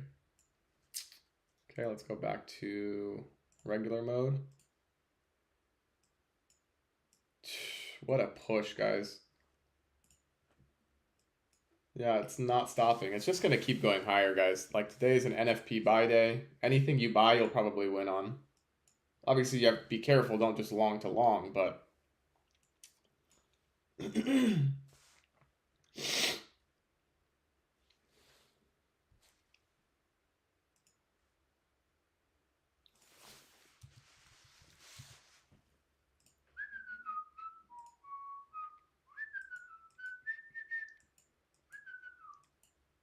By the way, guys, if you were looking for a trade on Celsius, I mean, this is a kind of a risky day trade, but I think this is bull flagging here. I think we're going to get a inverse setup within this 5-minute FVG. Hopefully it holds. If we go to the 1-minute chart, let me see if there's anything. I mean, I wouldn't trade any fair value gaps on Celsius. It's too volatile, but if these two close back above, I think this is a good long setup, but we'll see what happens. We do have buy side above right here that comes from the 15 right here. I want to see that hit. But yeah, we'll see what happens once we get to 31. Tristan, anything? Yeah, bro, just take anything. Just click buy right now. YM in the red today. Interesting. How's ES doing? ES is also having a huge push, right? Yeah. But ES is not nearly as bullish as NQ. Tesla at 373.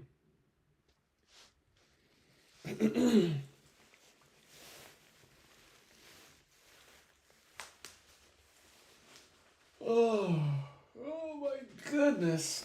Okay, guys, so this push should probably take us to the... Wait, what the hell?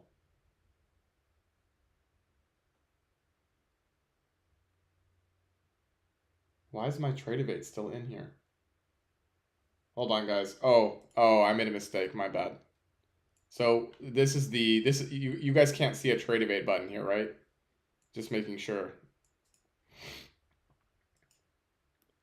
I think, okay, guys, so the 2.5 should hit very soon, right? We're super close to it, and then maybe we get a rejection from there. Yes, as I always use new week opening gaps, but right now we don't have any, right? The last new week opening gap, I don't know why they're not popping up on my screen. They should be. Oh, because the last new week opening gap is all the way down here. So we don't have any. We're going to see more form next week. But yeah, for now, nothing. Oh, okay, guys. So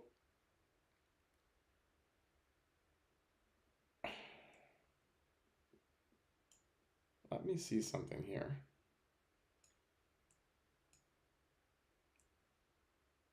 So if we draw the standard deviation from this leg, from the low to the high, let me go to the 15 and see what that looks like. Interesting.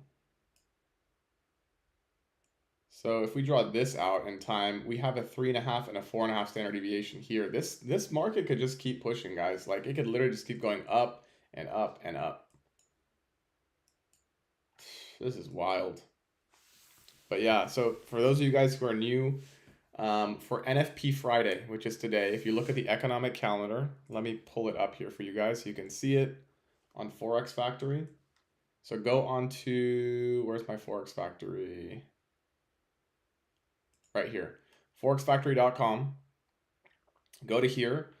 I post this every day in the every week in the Discord, by the way, guys, which days I'm trading and why. But today, Friday, December 6th, we have NFP, non-farm employment change. Okay, so this, if you ever see NFP, non-farm employment, typically that Friday is going to be a trend day, either to the upside or the downside. Today, obviously, it's a trend day to the upside. So your targets would basically be standard deviations because, especially if you're at all-time highs, there's nothing else you can target, right? So just know that the most likely day in the market to be a trend day, meaning like it just keeps going up or keeps going down, is NFP Friday. So never try, if you see it looking like a trend day, never try and short it. Just let it run. And sometimes what happens at the end of the day, so like if you look at the weekly chart right now, let me delete these standard deviations quick. Around, what's it? Oh, wow, it's only 7 a.m. So 10, 11, 12. Around 12 o'clock, guys, you can draw what's called the TGIF. So you take a fib from the low to the high of the weekly candle, and you type in TGIF. It's just the 0.2, 0.25, and 0.3 standard deviations. There is often a retracement to those portions of the day. So like, we'll wait until 11 o'clock or 12 o'clock, and then we'll draw the standard deviations depending on where the weekly candle is, and we'll look for a potential retracement down to them at the end of the day. If not, we'll take them at the end of the week or at the beginning of next week. Yeah, so write that down in your notes, guys. First of all, so yesterday, so the day before NFP Thursday, typically you can get a lot of manipulation, and yesterday we did. I did trade on a funded account yesterday because I've been trading for a long time, but especially as a newer trader, trying to avoid NFP Thursdays. And yeah, so also so this is the, thank God it's Friday, Fibonacci retracement levels, 0.2, 0.25, 0.3, and 0.5. So let's say the weekly candle prints super bullish here. We can draw the retracement Fibonacci's from the low to high of the weekly candle. And we should at some point retrace back to them. So maybe next week, early in the week, we can get a setup to retrace back to the weekly. or later in the day today, if we get a market structure shift to the downside in the afternoon session, we can target it. We'll see what we get. Chad, are you using Windows PC or Mac Mini? I'm using a MacBook Air, and I have a special like monitor. So the MacBook Air only supports, I think, one or two monitors, like external monitors. But I have this special like device that allows me to stream it to 4 monitors. That's why I need more RAM. That's why my computer's kind of glitching out. But yeah, I'm looking to see what model I can get. And my Nike swing should pay for a new Mac. Hopefully I can even get the nicest one. It's like 3K, but I'll have to decide if it's worth the money. Wow, Celsius, it was doing so well for me and now it's just dumping.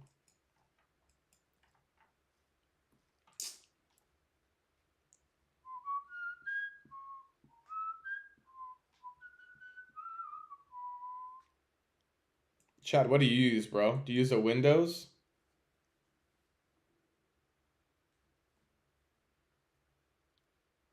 Tristan, that's always my problem. What, Tristan? I didn't hear. I don't know what you're talking about. I forgot even what I was talking about. Z, did you check Tesla when it came to 140? What was your... Oh, Z, don't even get me started, bro. Let me tell you guys what I did with Tesla. All right, so let's go to the weekly chart on Tesla, okay? Let me show you how freaking good ICT concepts are. Okay, number one. Oh my goodness, guys, this looked so good. Ooh, so, okay, let me go to the weekly chart. First of all, for years now, I've been calling out this set of equal highs right here. So one of the best ICT concepts is smooth lines like to be made jagged, okay? If you look at the weekly chart on Tesla, let's replay the market to this area, okay? I saw all this low resistance liquidity forming. I saw this basically shelf, okay? You could put your dishes on this shelf. It's so flat, okay?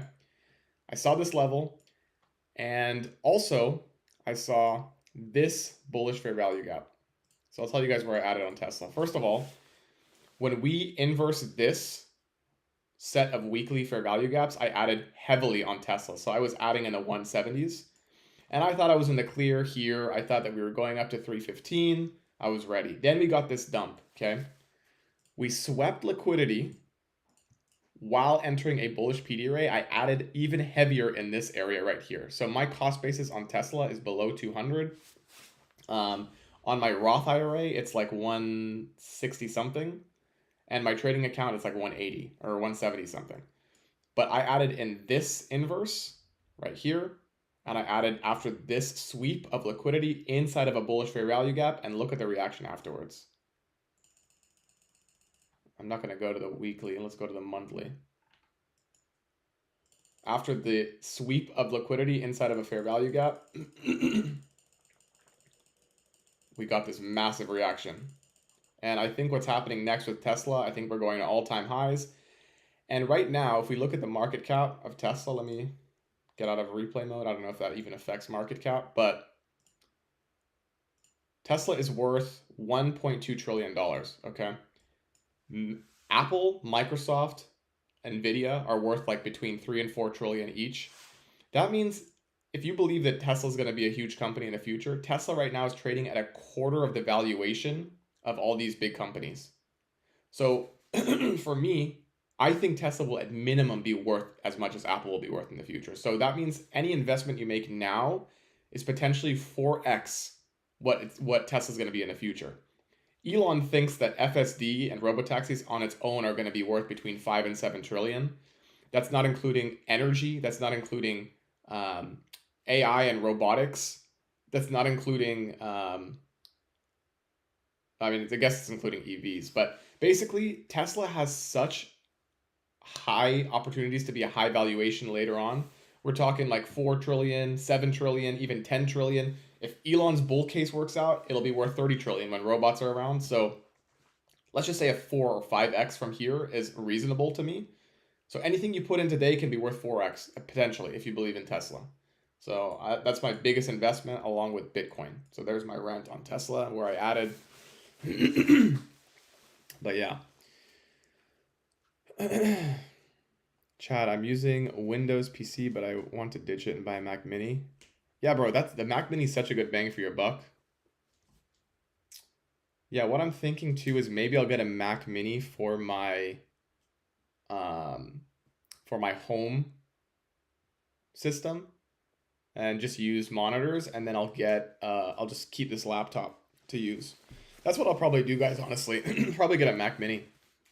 And then I'll use that for my home computer, and then I'll have a laptop as well.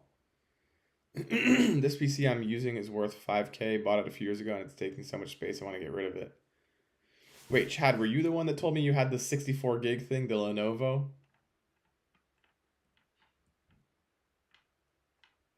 I forget.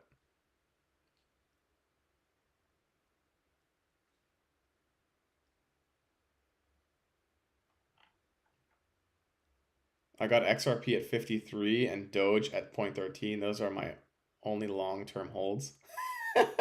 XRP and Doge. Tony, I was expecting more from you, bro, with your holistic stuff, your French press, your red light therapy, and you're investing in XRP and Doge, bro. Oh, Tony has a Lenovo. That's right. Chad, using a PC. Yeah, guys, that's a great idea. For whoever just mentioned the Mac Mini, Chad, that's what I think I'm going to do. Because you can get some crazy specs on a Mac Mini for really cheap. And then I'll have my laptop if I ever want to bring it out. Llama, that was my gamble play, Tony. Tony, what? I hope you have other long-term holds, bro. Boomers love XRP. Yeah. Damn, bro, my Celsius is dumping again. This is they're really building liquidity on Celsius.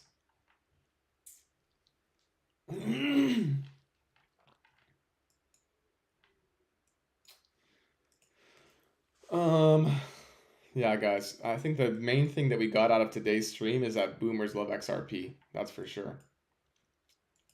Okay, so we do have a tiny 1-minute inverse here, guys. Again, I will never short on a day like today. Okay, but in theory, this could be a potential sweep of liquidity here to the downside. How's your swing positions looking? They're great. I think I alerted in the Discord on QQQ, so I use a special method, guys, and I'm not going to reveal the secret sauce on this, but I use these special levels. I mean, I'll give you a little hint. I use weekly, monthly, and quarterly levels on QQQ, and I added a swing trade. I alerted it in the Discord, I think. I'll have to go back and check. I think I did. But I added a swing trade on NQ at 496.60 on this day. Right here. So I added at this low, and we have never tested it again since that ad. So I'm doing quite well with this swing trade. QQQ is the Nasdaq. Like this, the S&P is SPY. QQQ is the version for the Nasdaq. It's like an index you can buy. But I alerted here. Let me check the Discord and see if I added it in my swing trades. Give me 1 second, guys, and I'll show you with proof if I did. I just post a bunch of swings, so I forget if this one was added or not. But you guys can see this level was drawn before the market this ever printed. So this was the level that I added at. But let me check here. Swing trades.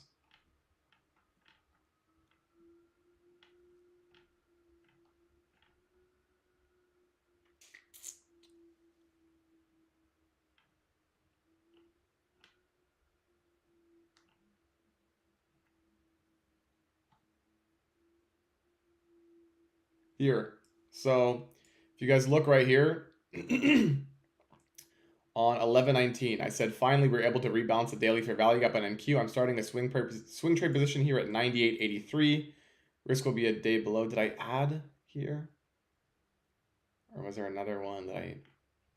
Okay, so I actually called it at 498, but I added extra on the position at 496, but that's besides the point. That was a separate trade. But still, if you were up on the 498 swing trades, you're up how much? 498 to 525, so like $27 on the swing. QQQ, yeah, Chad, QQQ is an ETF.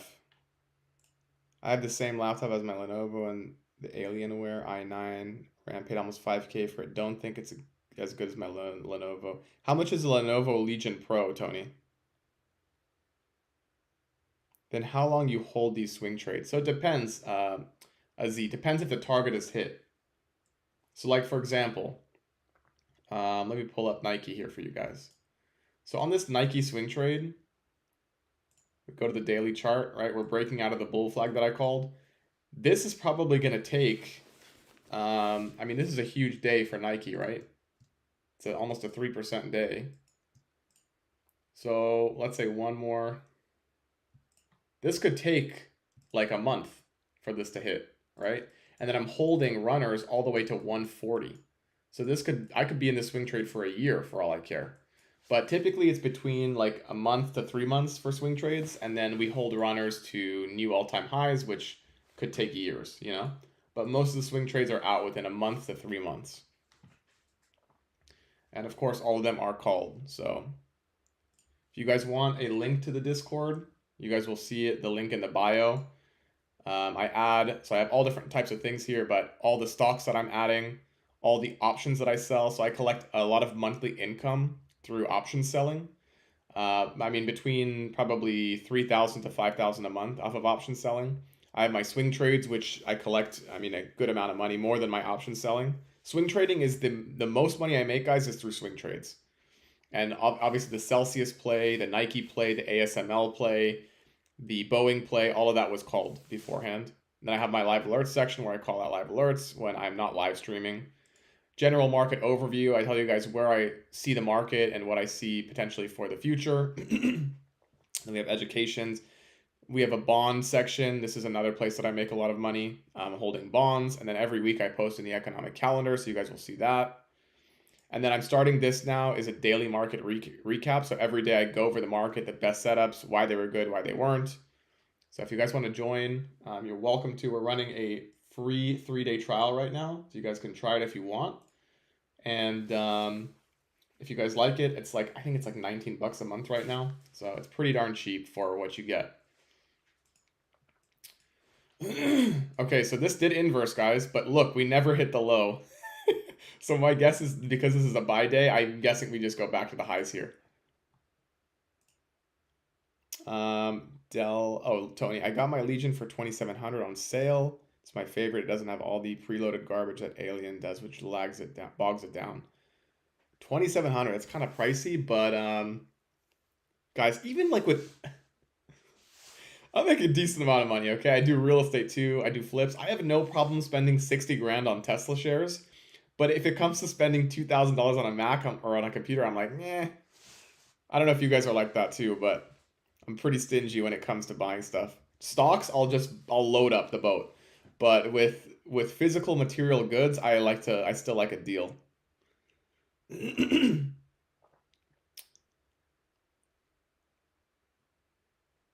Tristan, you've gained almost 100 subs since I started watching. Let's go, bro. I'm hyped.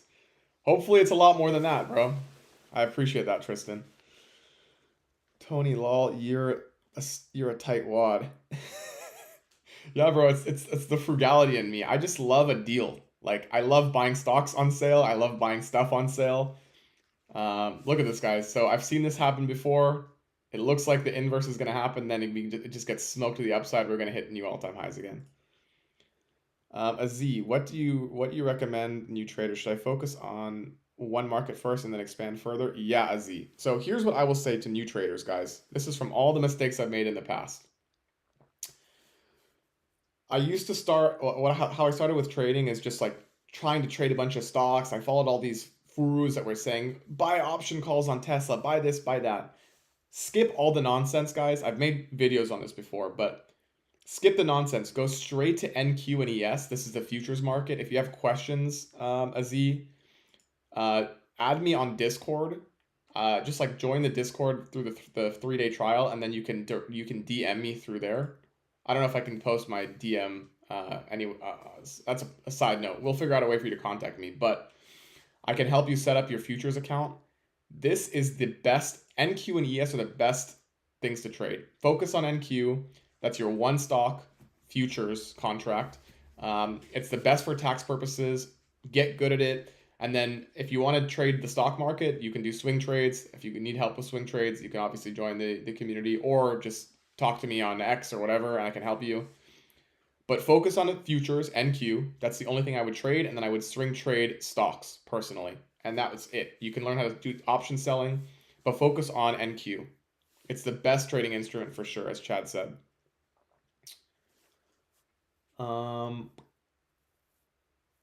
Which platform you use for trading? So I use Tradeovate and TradeStation. I used to use TradeStation more for my cash accounts, but now I'm pretty much just on Tradeovate, and I sync it with TradingView. So all my funded accounts, I have funded accounts through My Funded Futures and Apex Trader Funding. Both of them are through Tradeovate, and then I have my cash account through Tradeovate as well, and I sync it to TradingView. So if you guys are wondering what platform I use, that's what I use. It's very simple. And yeah. Tradeovate, you can do both futures. I don't know if Tradeovate you can do options. I'm not an options trader, so I mean I sell options, but that's in my my long-term accounts. So I use Charles Schwab for that and Fidelity. So my Roth IRA is in Fidelity. My long-term trading accounts are through Charles Schwab, and then my day trading accounts are through Tradeovate. Yeah. But Aziz, if you have any questions on like what you should focus on a new trader, just subscribe to me or follow me on X, on Twitter, and I'm happy to DM you. It's the same username as my YouTube.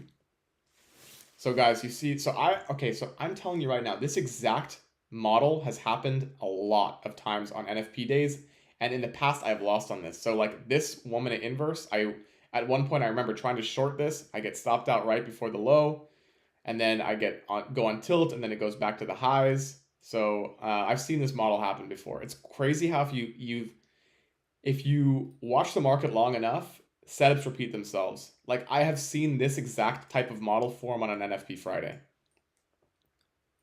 10 more minutes for the macro time. Yeah. So we are getting another 1 minute inverse here, guys. But I'm going to guess that this low doesn't hit, but maybe I'm wrong. But I've seen this happen in the past. Something very similar to this.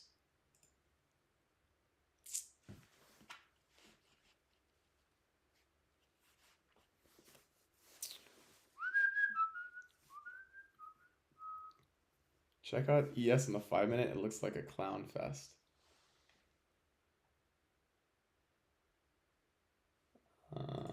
Where's my ES?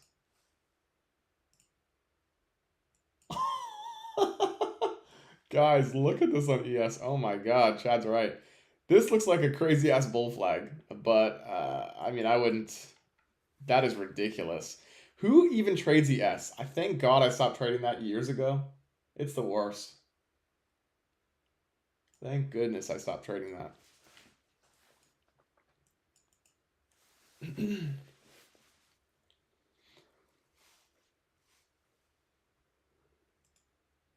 Yeah, showing the Christmas spirit. Yeah, Chad, I also only use ES for SMTs too. A Z, checkmate trading. Yeah, it should be Castle Capital. Let me check. Oh, actually, I can't even log in right now. Oh no, I can. Let me see here quick. Yeah, checkmate trading at Castle Capital. It should be the same icon as in my YouTube. But yeah, DM me, Z, and I will help you. I know as a new trader, I would have loved to have somebody who could give me all the information I needed for trading and just in general related to the market. So DM me, I'll happily answer any questions. Chad, I follow you on Twitter. Let me see if I get a notification. I'll add you back if I find it. Chad, I followed you. Chad, what's your handle? I'll follow you back if I don't already.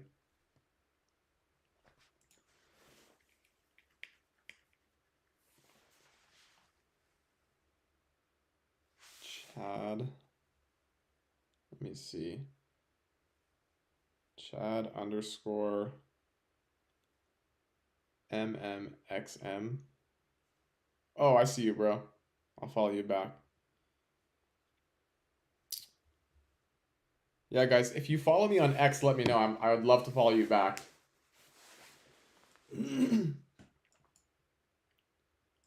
Oh, did we form equal highs here? No. So this would have been a really nice target for later, guys, if they formed equal highs, but we took it out by a tick.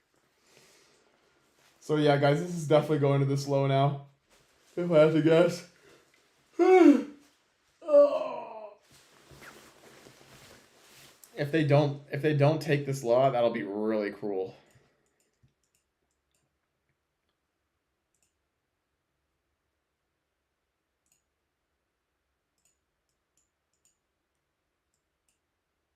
I wouldn't be surprised, guys, if they leave it and then just rip it from this 1 minute fair value gap. I really wouldn't be surprised.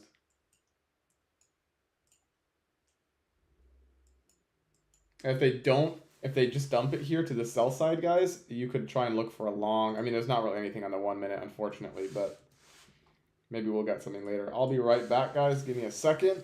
But study this 1 minute fair value gap, see if we get a close below, and then, yeah. It's not a good RR to short, but just notice it.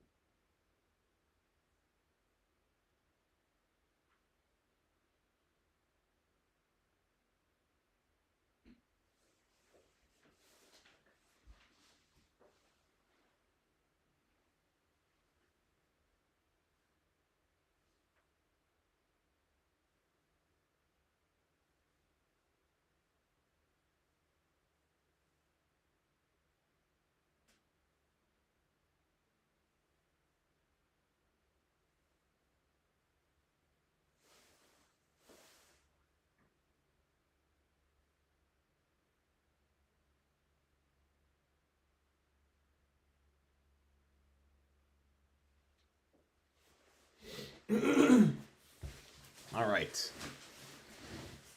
1050 macro to be fun. Liquidity on both sides.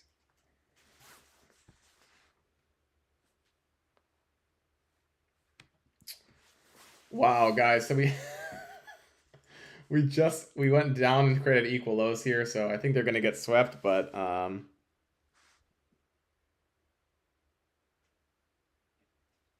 yeah. Aziz, did you follow me, bro? On X? Okay, so there's the sweep of the equal lows. Let me look at the 3. So if they somehow hold this, guys, right here, and this 3 minute closes above, I think this is a good long. And the only reason I think it's good, guys, though we're in premium of the range, today's a buy day, and I think it's very likely that it continues higher. Again, if you are green today, guys, do not. I mean, I don't think you should take this on any live account anymore, because I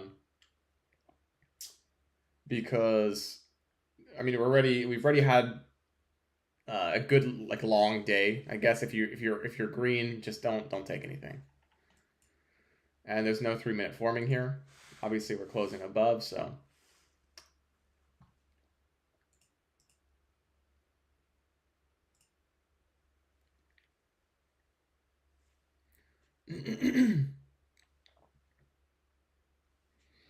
Z, what's your handle on Twitter, on X?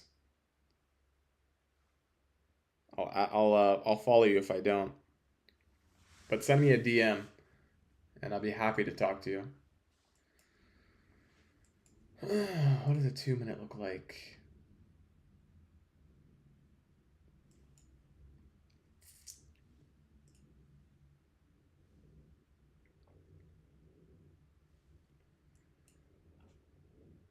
Okay,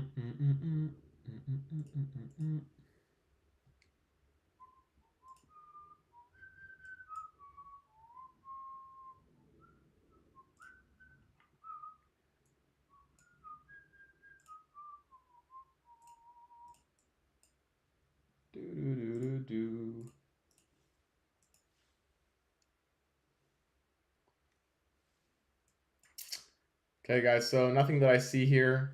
If I see something really A plus, guys, I will call it out. But for now, there is nothing that I like.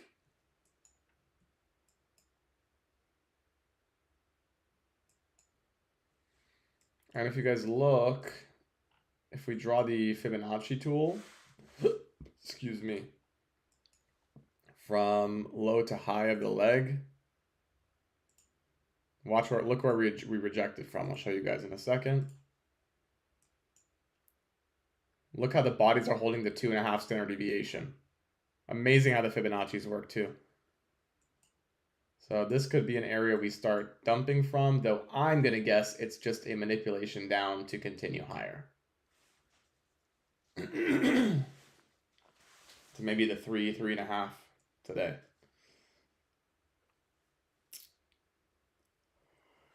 Whew.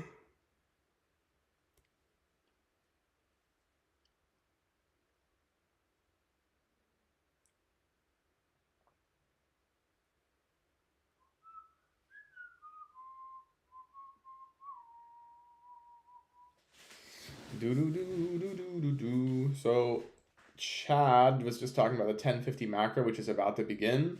So let's see how this works, guys. On an NFP Friday, after a consolidation leg moving higher, how does a 1050 macro behave? Let's study that. So these are the kinds of things you guys should be noting, like in your notes. NFP Friday, consolidation, manipulation, distribution. Now we're in the consolidation phase coming into a macro time. So what is going to happen in the market during the macro, especially if we've now we've rejected the 2.5 standard deviation. Like, pay attention to these things, study them, and over time, you'll get more and more knowledge on how the market runs.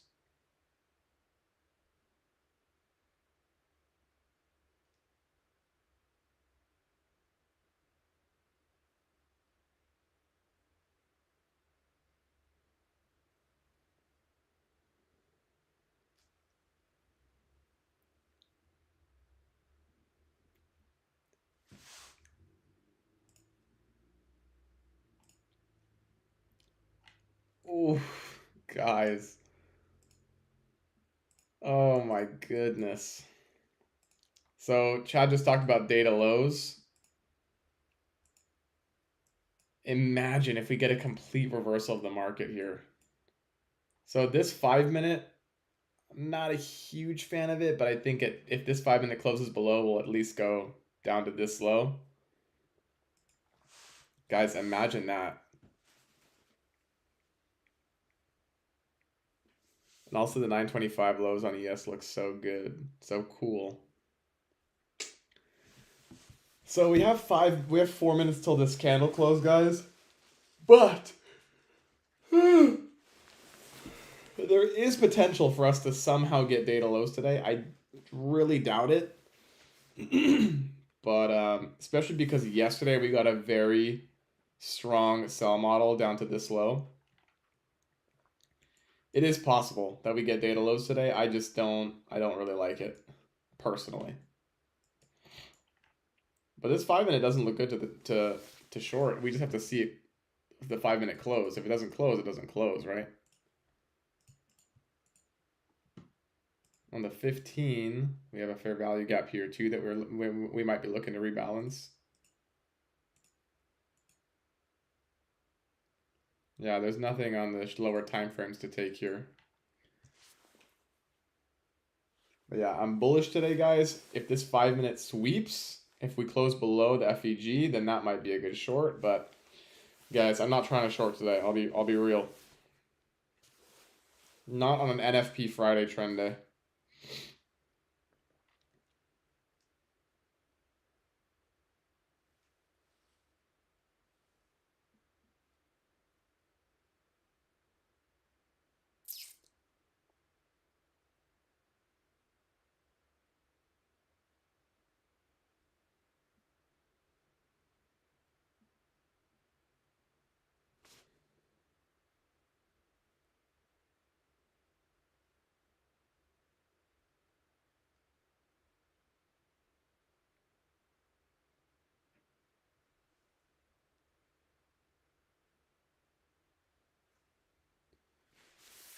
So we got 2 minutes till the candle close.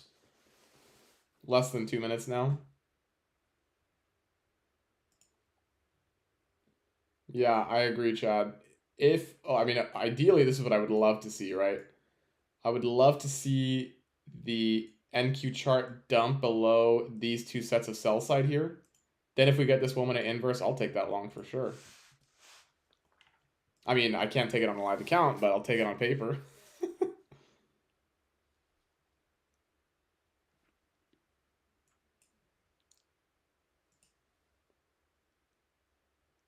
ES 925 low.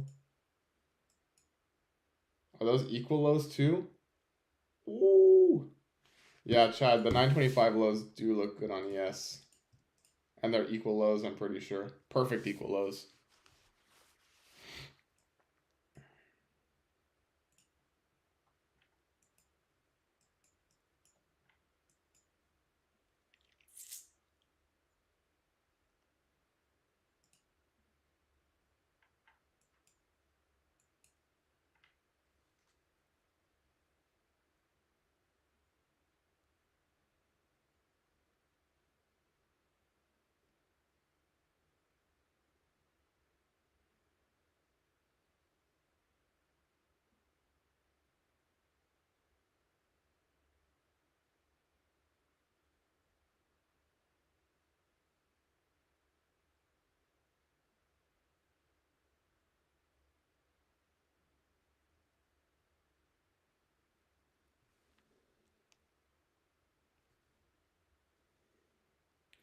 Okay, guys, so technically this is a 1 minute, 5 minute short. I'm not taking it, absolutely not. But if you guys want to, you can. Stop loss would be a close back above the 5 minute FVG. I absolutely cannot take this, but we do have obvious sell side right here that we need to sweep.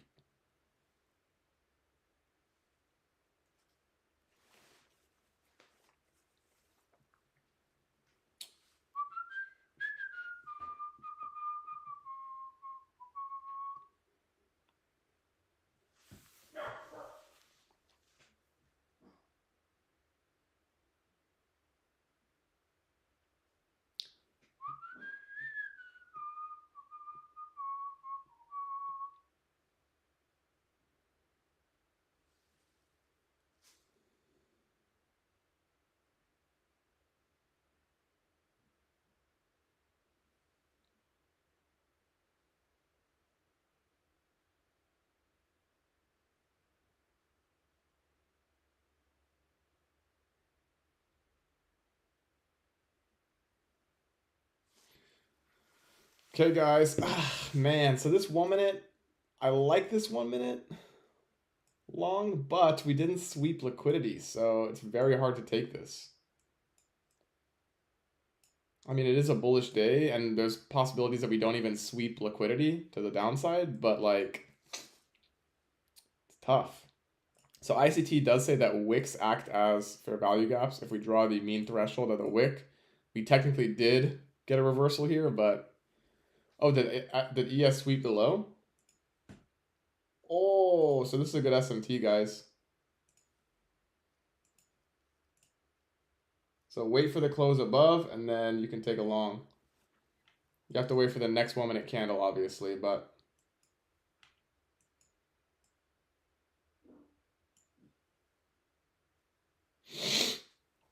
stop to break even when this high hits.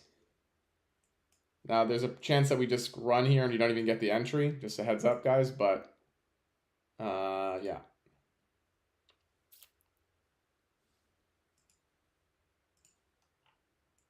Yeah, ES did sweep all of its lows, so. And ES did inverse the 1 minute candle.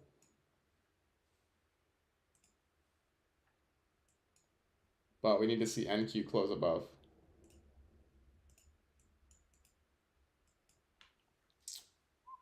And hopefully this forms an OB.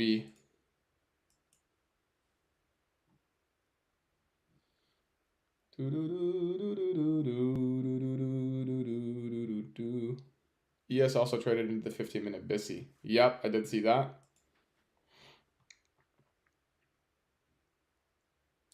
So if we get another down close candle here and then a 1 minute OB forms, that's an even better setup. No equal highs, unfortunately. Is equal? No, they're not. Okay, guys, so we have 30 seconds till the close. We might not get the entry here, sadly, but we'll see.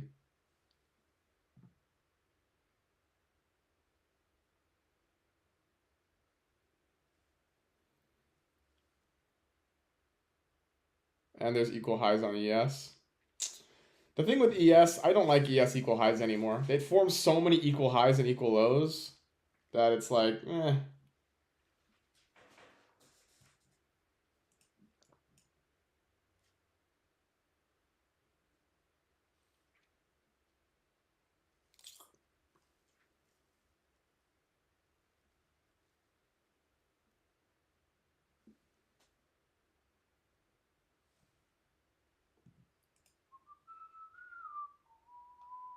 Yeah, ES definitely looks like a consolidation manipulation to distribute higher, that's for sure.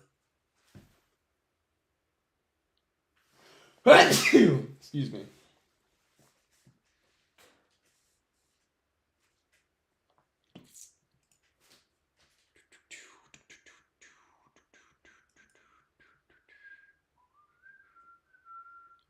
So hopefully we get a sweep down to the bottom of the IFEG to go long. Every time you close your eyes,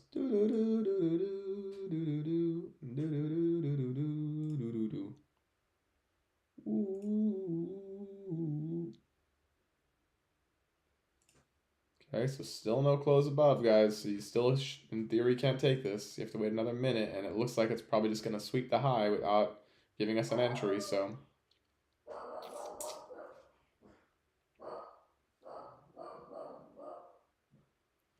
Oh, give me 1 second, guys. I think my cleaning lady's here. 1 second. Hold on, Lou. Hold on, Lulu.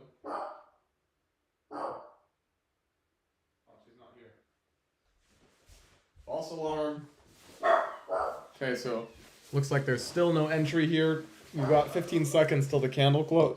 Excuse me.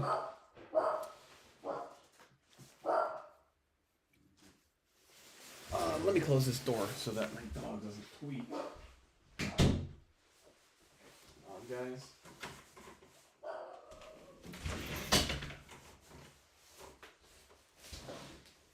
All right, so still no entry here. Wow, that is lame.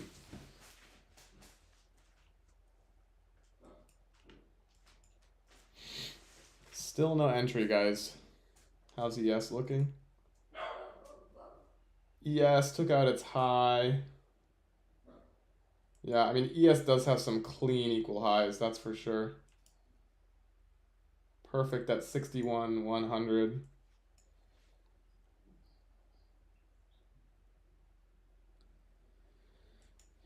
Yeah, I'm not a huge fan either, to be honest, but I mean, this 1 minute does look good. But we're in premium. We've already hit the 2.5 standard deviation. So not like A+++.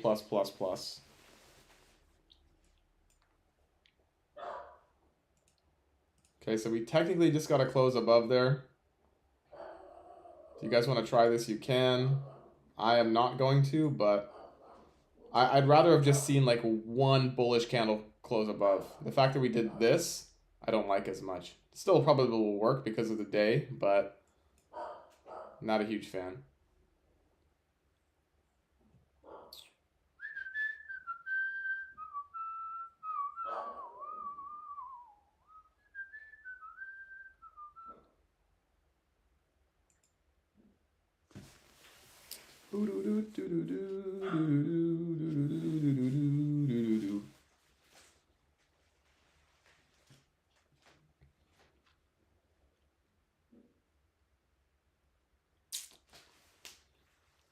Chad, I want a sweep of the lows again.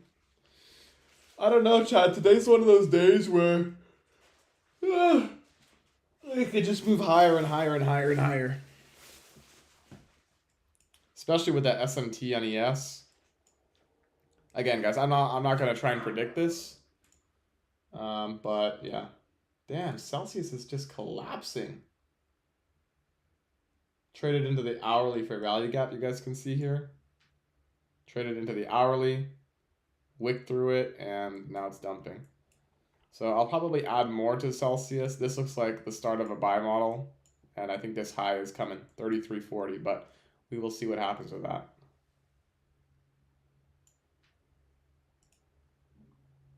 Okay, so here's the dump on NQ.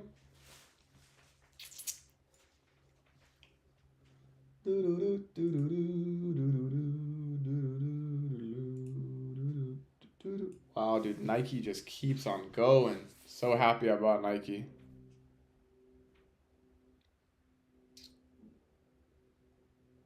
I am up almost 10% on my Nike position in a few days. Very grateful for that.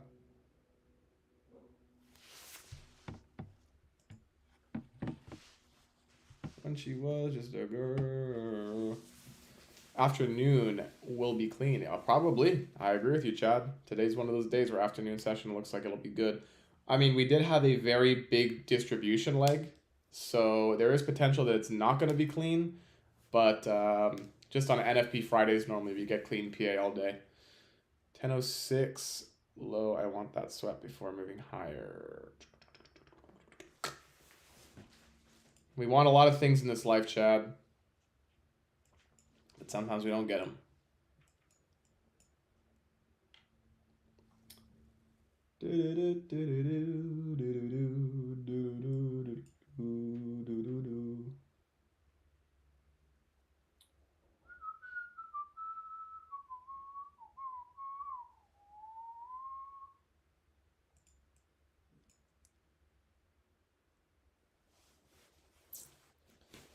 But it flew away from her reach. This high looks like it's coming. We came down to rebalance a bit of the FVG, and now we're just pushing higher. And oh, if we make equal highs here, that would be awesome. I really doubt it, but that would be really cool. Okay, so no equal highs there. But it should probably sweep the high now. Woo! And there's the high swept.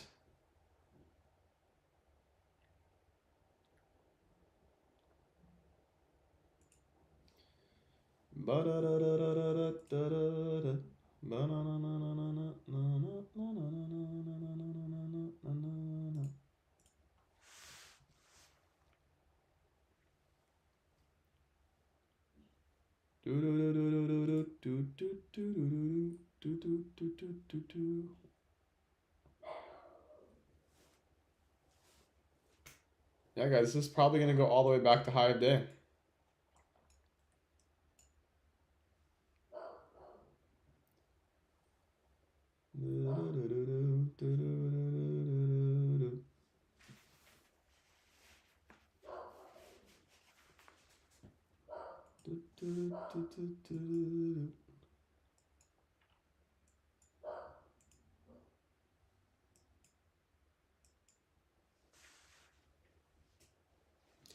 Also, guys, keep in mind we do have some Fed speakers today. Or FOMC members. I guess that is Fed speakers. So be aware that we could just have like random dumps through the afternoon session. Let me check what times. We got FOMC member Bowman. They're speaking right now, all the way through 1 o'clock. So that can just lead to complete erratic PA. Yeah, it's on Friday, October 6th. FOMC member Bowman speaks at 9:15. FOMC member Goolsby speaks at 10:30. FOMC member Hammock speaks at 12. FOMC member Daly speaks at 1.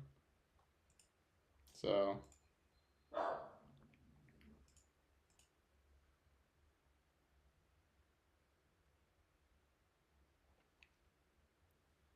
the next Fed speaker is at, or FOMC member is at 12. So we'll mark that. with a vertical line.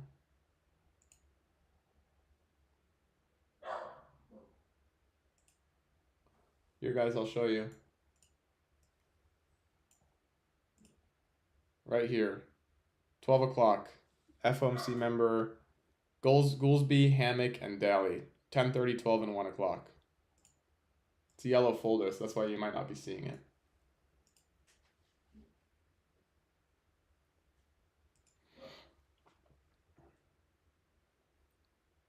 Yeah, most of the FOMC members are yellow folder. I keep them on just to see because sometimes that can lead to dumps, like randomly in the market, like the one that I called the other day, where I said that we're going to get close to the equal highs, dump when the FOMC member speaks, and then we'll get it later, and that's what happened. So here's another dump. They're going to blame this on FOMC members, but it's all algorithmic. Yeah, Chad, I think that I don't think the FOMC members are. I mean, if Jerome speaks, it's red, I think, but if the other ones speak, it's yellow, and it still impacts the market.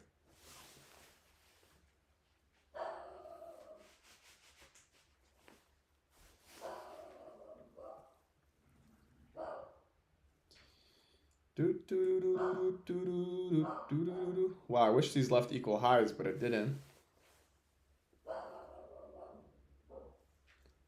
Yeah, ES does look like it's gonna dump.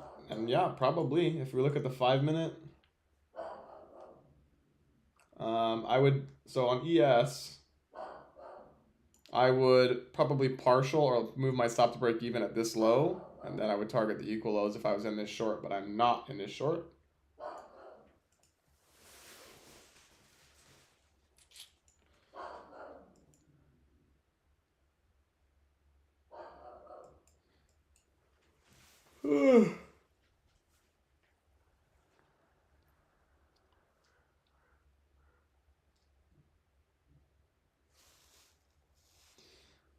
Okay, I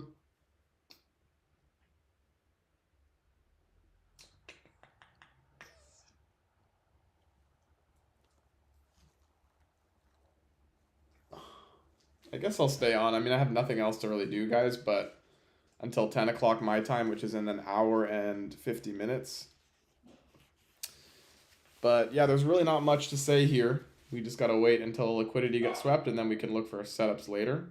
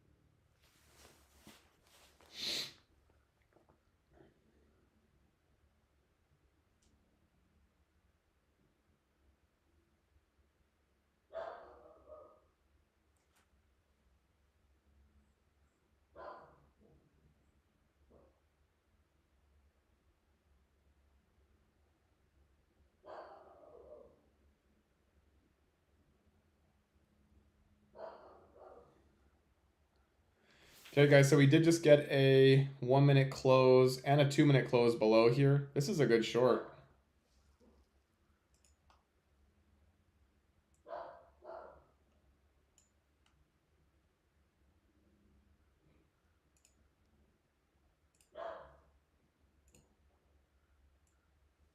At least to this low.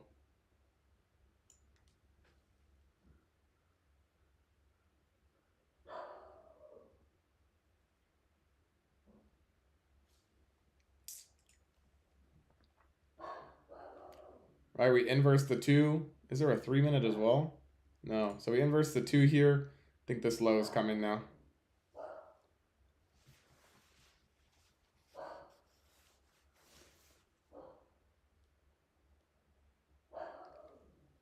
And boom. So if you're in that short, congratulations.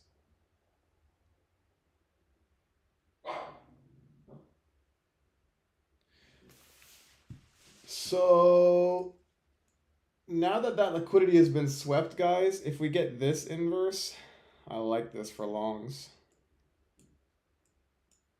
Now hopefully we get a, ooh, big dump, big dump. 560 on that short. Tony, you're killing it today, bro. That's almost $1,000 on the day, yeah?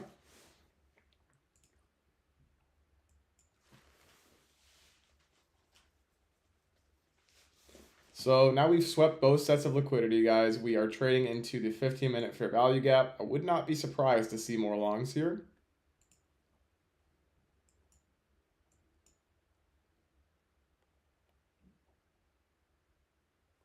I love it, Tony. Bro, there's nothing better than like scalping on a Friday and making a quick grand and being done. But the dangerous part is when you start trying to go for more, and you get smoked. So be careful, bro. Don't get too confident, but a good scalp is a good scalp. That's for sure.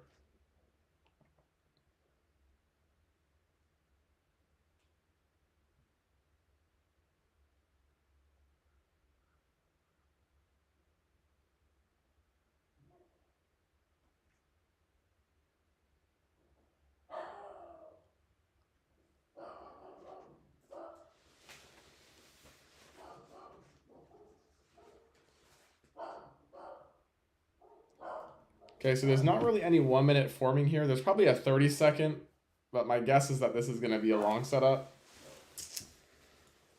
But I mean, what can you do, bro? There's not really anything to take.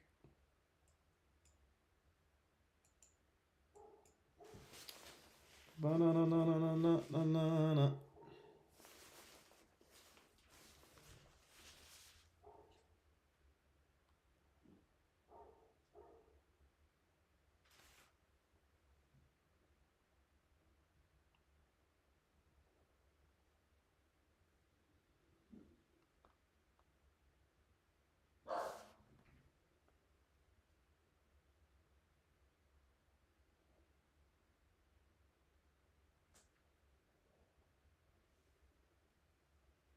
Wow, big push here on the 1 minute.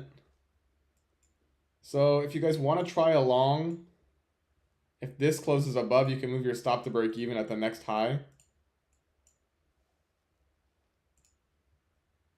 So like right here, this is a long, guys. Stop to break even at this high, and then I would just hold runners up to high of day.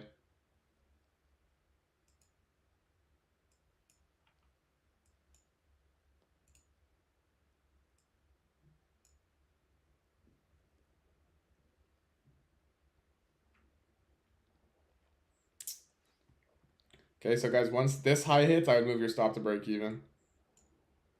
Right here.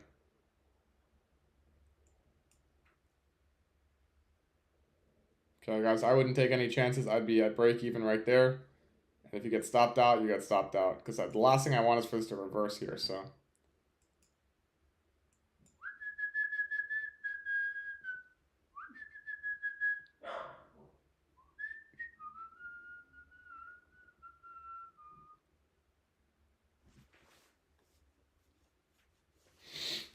Ooh.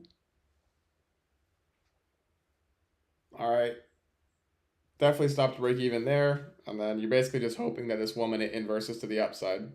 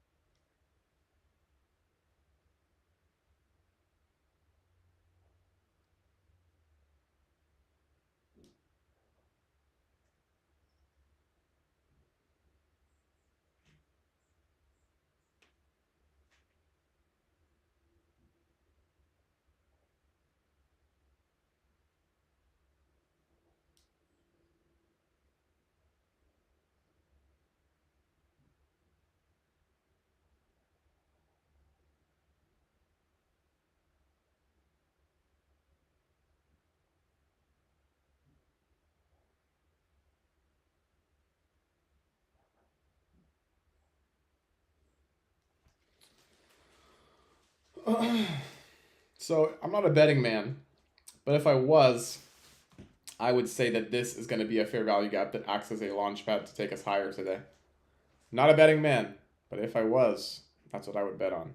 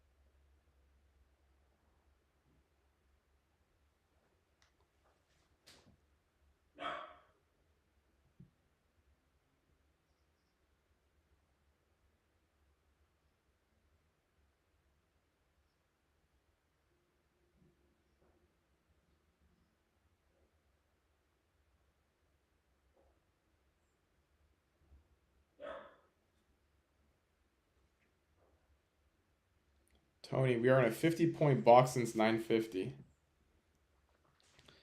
Yep. And to me, this looks like a accumulation, potential manipulation to distribute higher.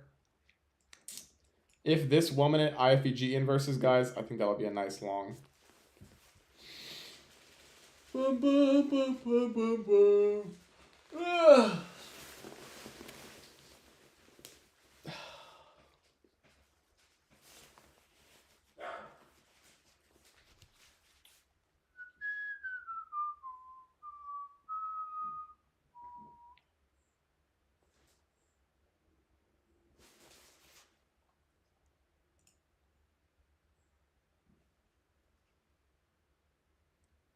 I have been on stream, how long? Live for 2 hours and 43 minutes. Guys, I think at 3 hours I'm going to end it because, I mean, there might be some nice setups that come in the afternoon, but, I mean, what else do we have to do today, right? My Nike's pumping, my ASL's pumping, my Boeing is pumping, Tesla's pumping. My Celsius was pumping, but now it's taking a little stall, but it's a great Friday. And yeah, we'll probably just call it a day at 3 hours. Tristan, have a nice weekend, brother. I'm off to the gym. Have a nice weekend, bro. Enjoy everybody else. Again, I'm staying on for another 15 minutes, and then I will be heading to the gym too. So have fun, everybody. If this 1 minute inverses, guys, I'll try another long on paper.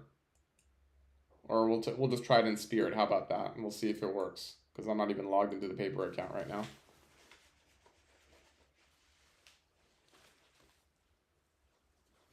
What workout you got today? Back day for me. I hit back yesterday, Tristan. I'm probably going to do like a chest and shoulders day. Got to take my creatine before, obviously. And yeah. You take creatine, Tristan, or no?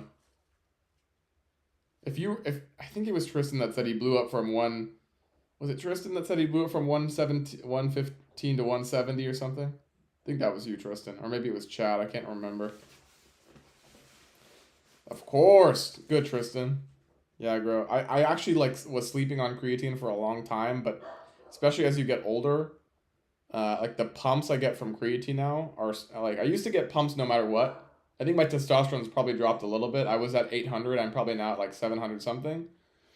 But I used to be able to like drink heavily in college, and then I'd go to the gym. I'd still get a crazy pump. Was always shredded, and recently my pumps have not been as good. And I started taking creatine again after a long time, and the pumps are insane. It really helps. Like if you're natural, don't sleep on creatine. If you're on steroids, you're gonna get a pump no matter what. But if you're not, creatine is an amazing supplement. It works really well. Yeah.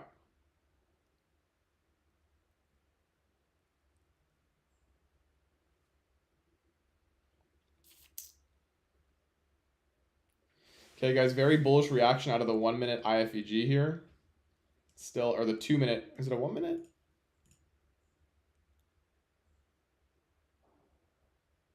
Yeah, it's two fair value gaps that form on the 1 minute, but we're still holding it here.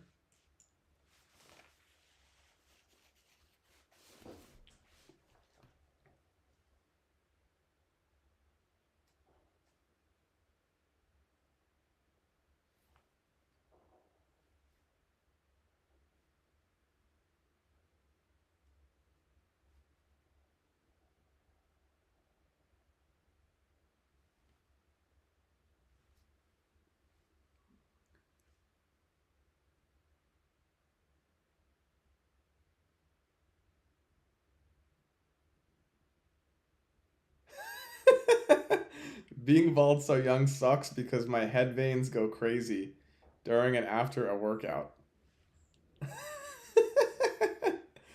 Bro, you got the high DHT, I guess. My hair is definitely thinning a bit. It's not terrible yet at 28. Hopefully it doesn't get much worse, but I am trying. Hold on, what's Tony saying? Bigger move coming shortly. Trading woman intuition theory. Oh, WIT hits, bro. WIT is way better than ICT. I'm telling you right now. And if you add a little like SMT brolette in there, oh. Tristan, all my uncles on my mom's side are bald. I knew it was coming. All right, so at least you expected it, bro. Like, I'm not quite bald yet, but definitely thinning. I'm trying. There's this like copper serum. It's called GUGHK, I think. I've been putting that on my hair at night, and hopefully it helps with growing it. But we'll see. I started losing at 17. Damn. 17. That's crazy. But yeah, bro, unfortunately, some of us don't have the best hairline genetics. Me too. I mean, I used to have thick ass hair. And now I've definitely lost quite a bit. It's still like, it's like there, but hopefully this copper serum will help. Trying to get more sun too. But yeah, like sometimes it's just unavoidable. But bro, most people look good. Like most guys look good with shaved heads. I mean, yeah, full head of hair is nice, but you can definitely still pull without hair. Just grow a beard.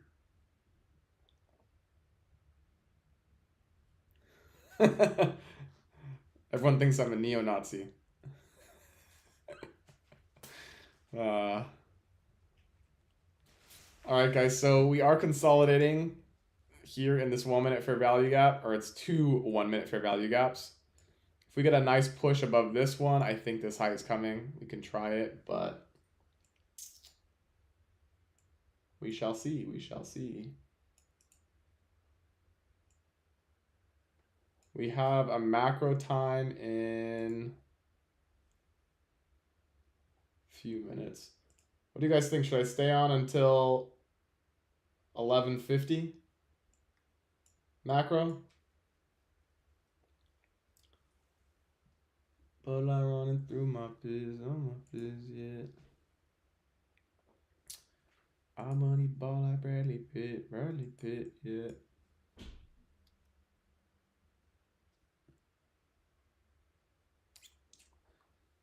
So this is okay, guys. So this IFEG looks great, but the issue is we are in a heavy premium of the range right now. So don't be surprised if this IFEG loses if we get it.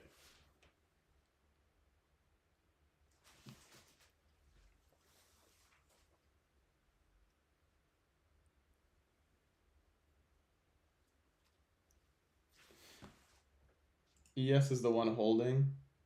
Yeah, ES. Oh, did we get the 5 minute close here? Wow, ES is holding that bottom 5 minute fair value gap by a thread. And it's holding the 15 minute. Bumping up classics. Batmobile going back. Oh no, the 15 minute closed below.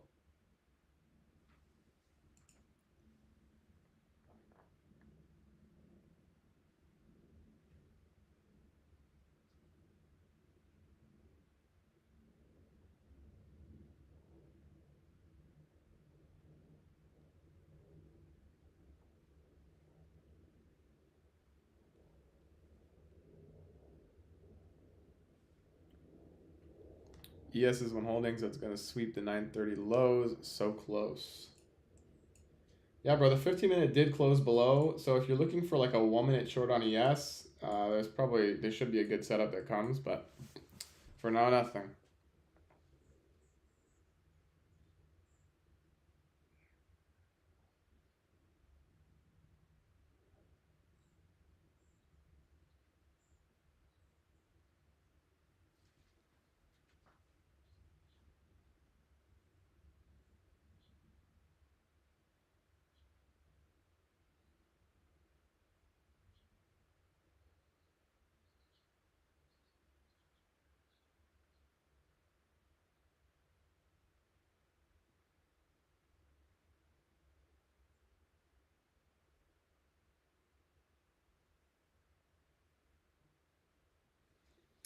Okay, 1 minute is pushing here on NQ. Looks like we're just going up to fill it, but if we get a close above, then you guys can try along. There's also a 2 minute, so I would probably wait for that. There is LRLR here, so we could sweep here, guys. How's ES looking? ES inversing. I don't know. ES looks meh to me.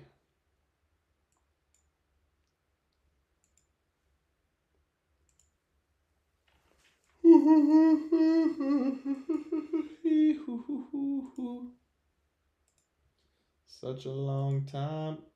And I've been waiting for a long time. Ooh. Such a long time.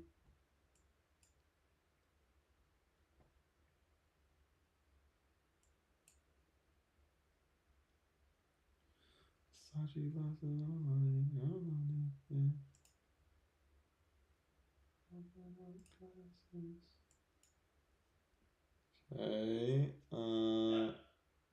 We've got 2 minutes till this 2 minute close.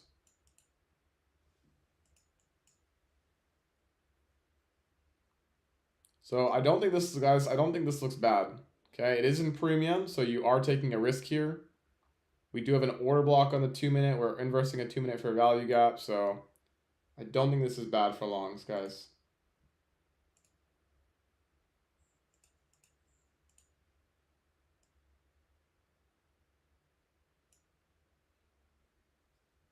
But be patient, wait for the 2 minute close, which happens in 30 seconds.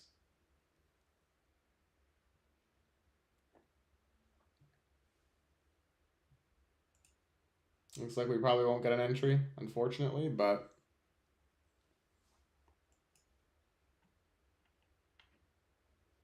such a long time. I've been waiting for a long time. So guys, I would never take this on a cash account because we are in heavy premium, but we do have LRLR above here. And it is close to a macro time, so it's decent, but I don't like it personally for a cash account. You guys do what you want with your money.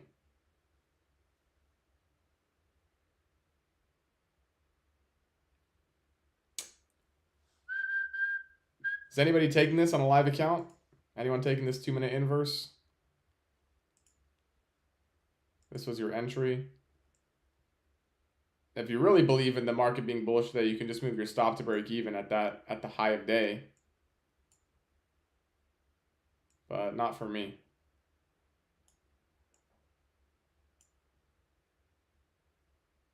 Yeah, Tony's smart.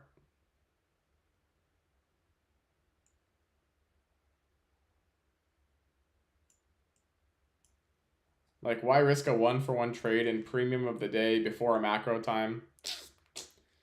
Not ideal.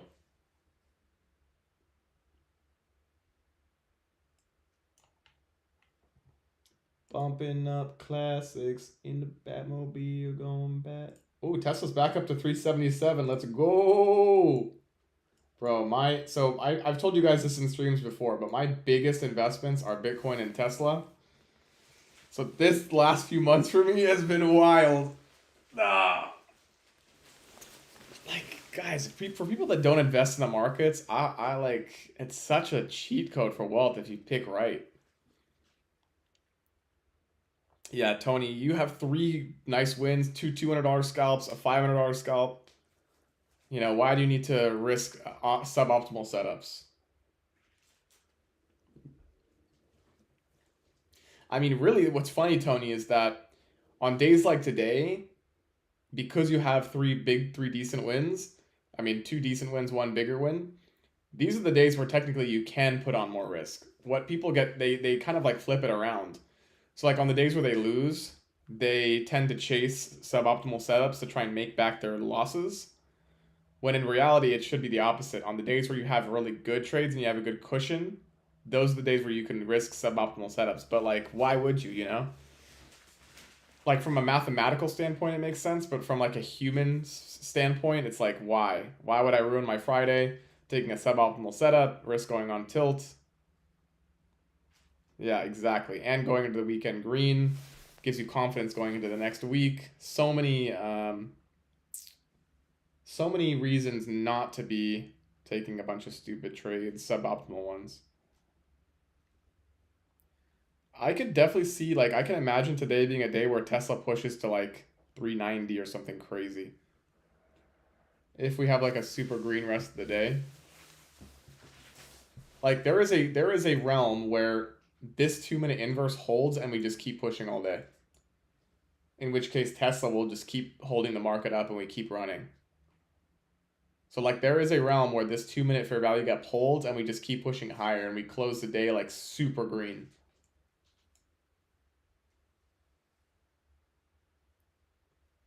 I've been waiting for a long time. Ooh, such a long time. Also, we have sell buy side liquidity on Tesla at 384, which is what percent from here? Shift.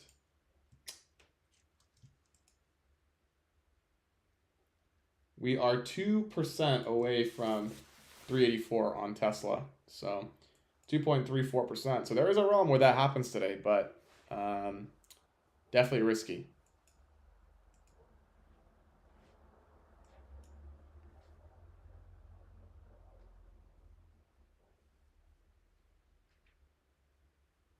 I've been waiting for a long time. Ooh, such a long time. Waiting for a long time.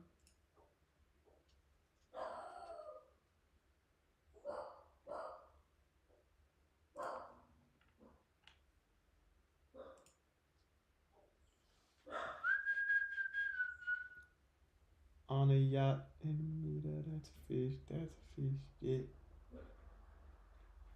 Okay, so that high just got swept. Your stop should be to break even here on this trade if you're in it. And then leave your runner to high of day. And then I would actually leave one runner just to see if we keep pushing today. Just in case.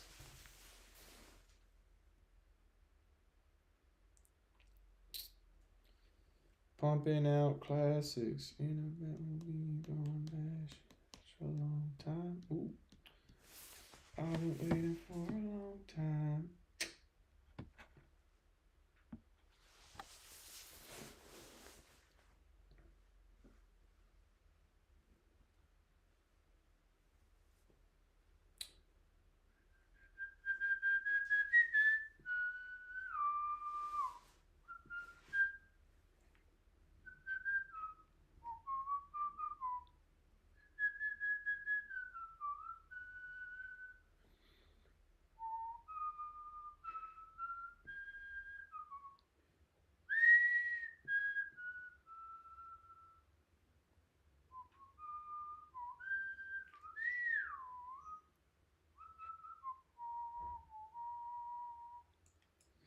Yeah, guys, I have a feeling that today's going to be a pump day, that we're just going to keep going higher. But again, just because I have a feeling doesn't mean that I'm just going to just long something because, you know?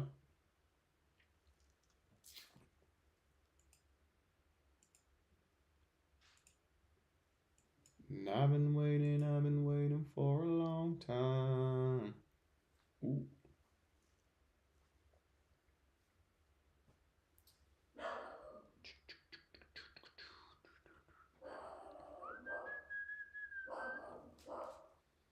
Da da da da da do do do do do do do do.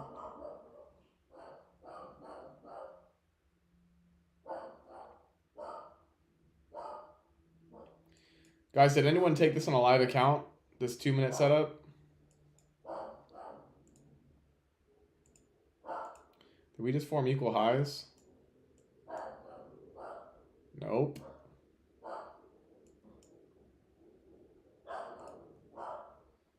So one scenario that I can see happening here is that we come back down to the bottom of the 2-minute and then we get the longs. They'll try and stop. If this is like a true buy day, they'll maybe try and stop out traders here and then bring it higher, or they'll just let it run. One of the two.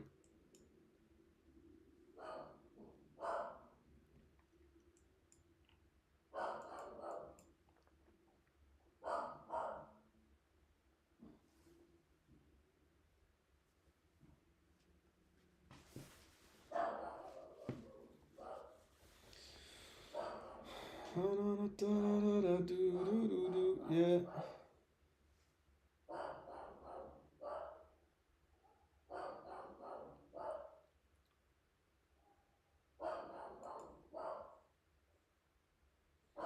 Also, Tesla looks like it's about to inverse its 5-minute FVG to the upside. So, who knows what'll happen here.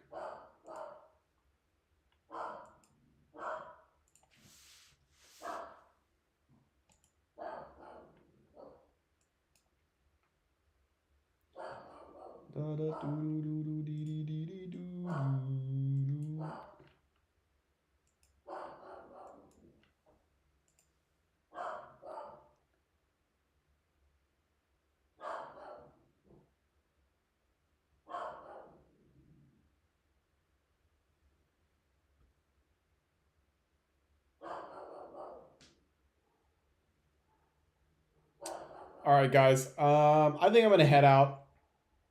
We didn't have a great day, unfortunately. 2 losses, but again, it's all part of the long-term plan, right? 2 losses in one day when we've had a huge amount of wins over the last few weeks. It's literally a tiny dent in the P&L curve, which is fine with me. It doesn't really matter, but it's okay. It is what it is. What I'm really happy about is that I was able to follow my plan. I took 2 losses and I stopped trading. That in itself, I'm telling you guys right now, if you're new traders or you're just getting into the markets, being able to stop trading after taking 2 losses in a row is one of the hardest things to do, okay? Over time, most people will never be successful at being able to stop after 2 losing trades. So if you also if you took losing trades, have solace in the fact, or if that's the right wording, have solace in the fact that you were able to stop trading, that you have that discipline. Hope you guys have a great weekend. Tony, have a great weekend. Enjoy your French press, bro, and your red light therapy. And yeah, we'll do this all again next week. So best of luck, guys. And yeah,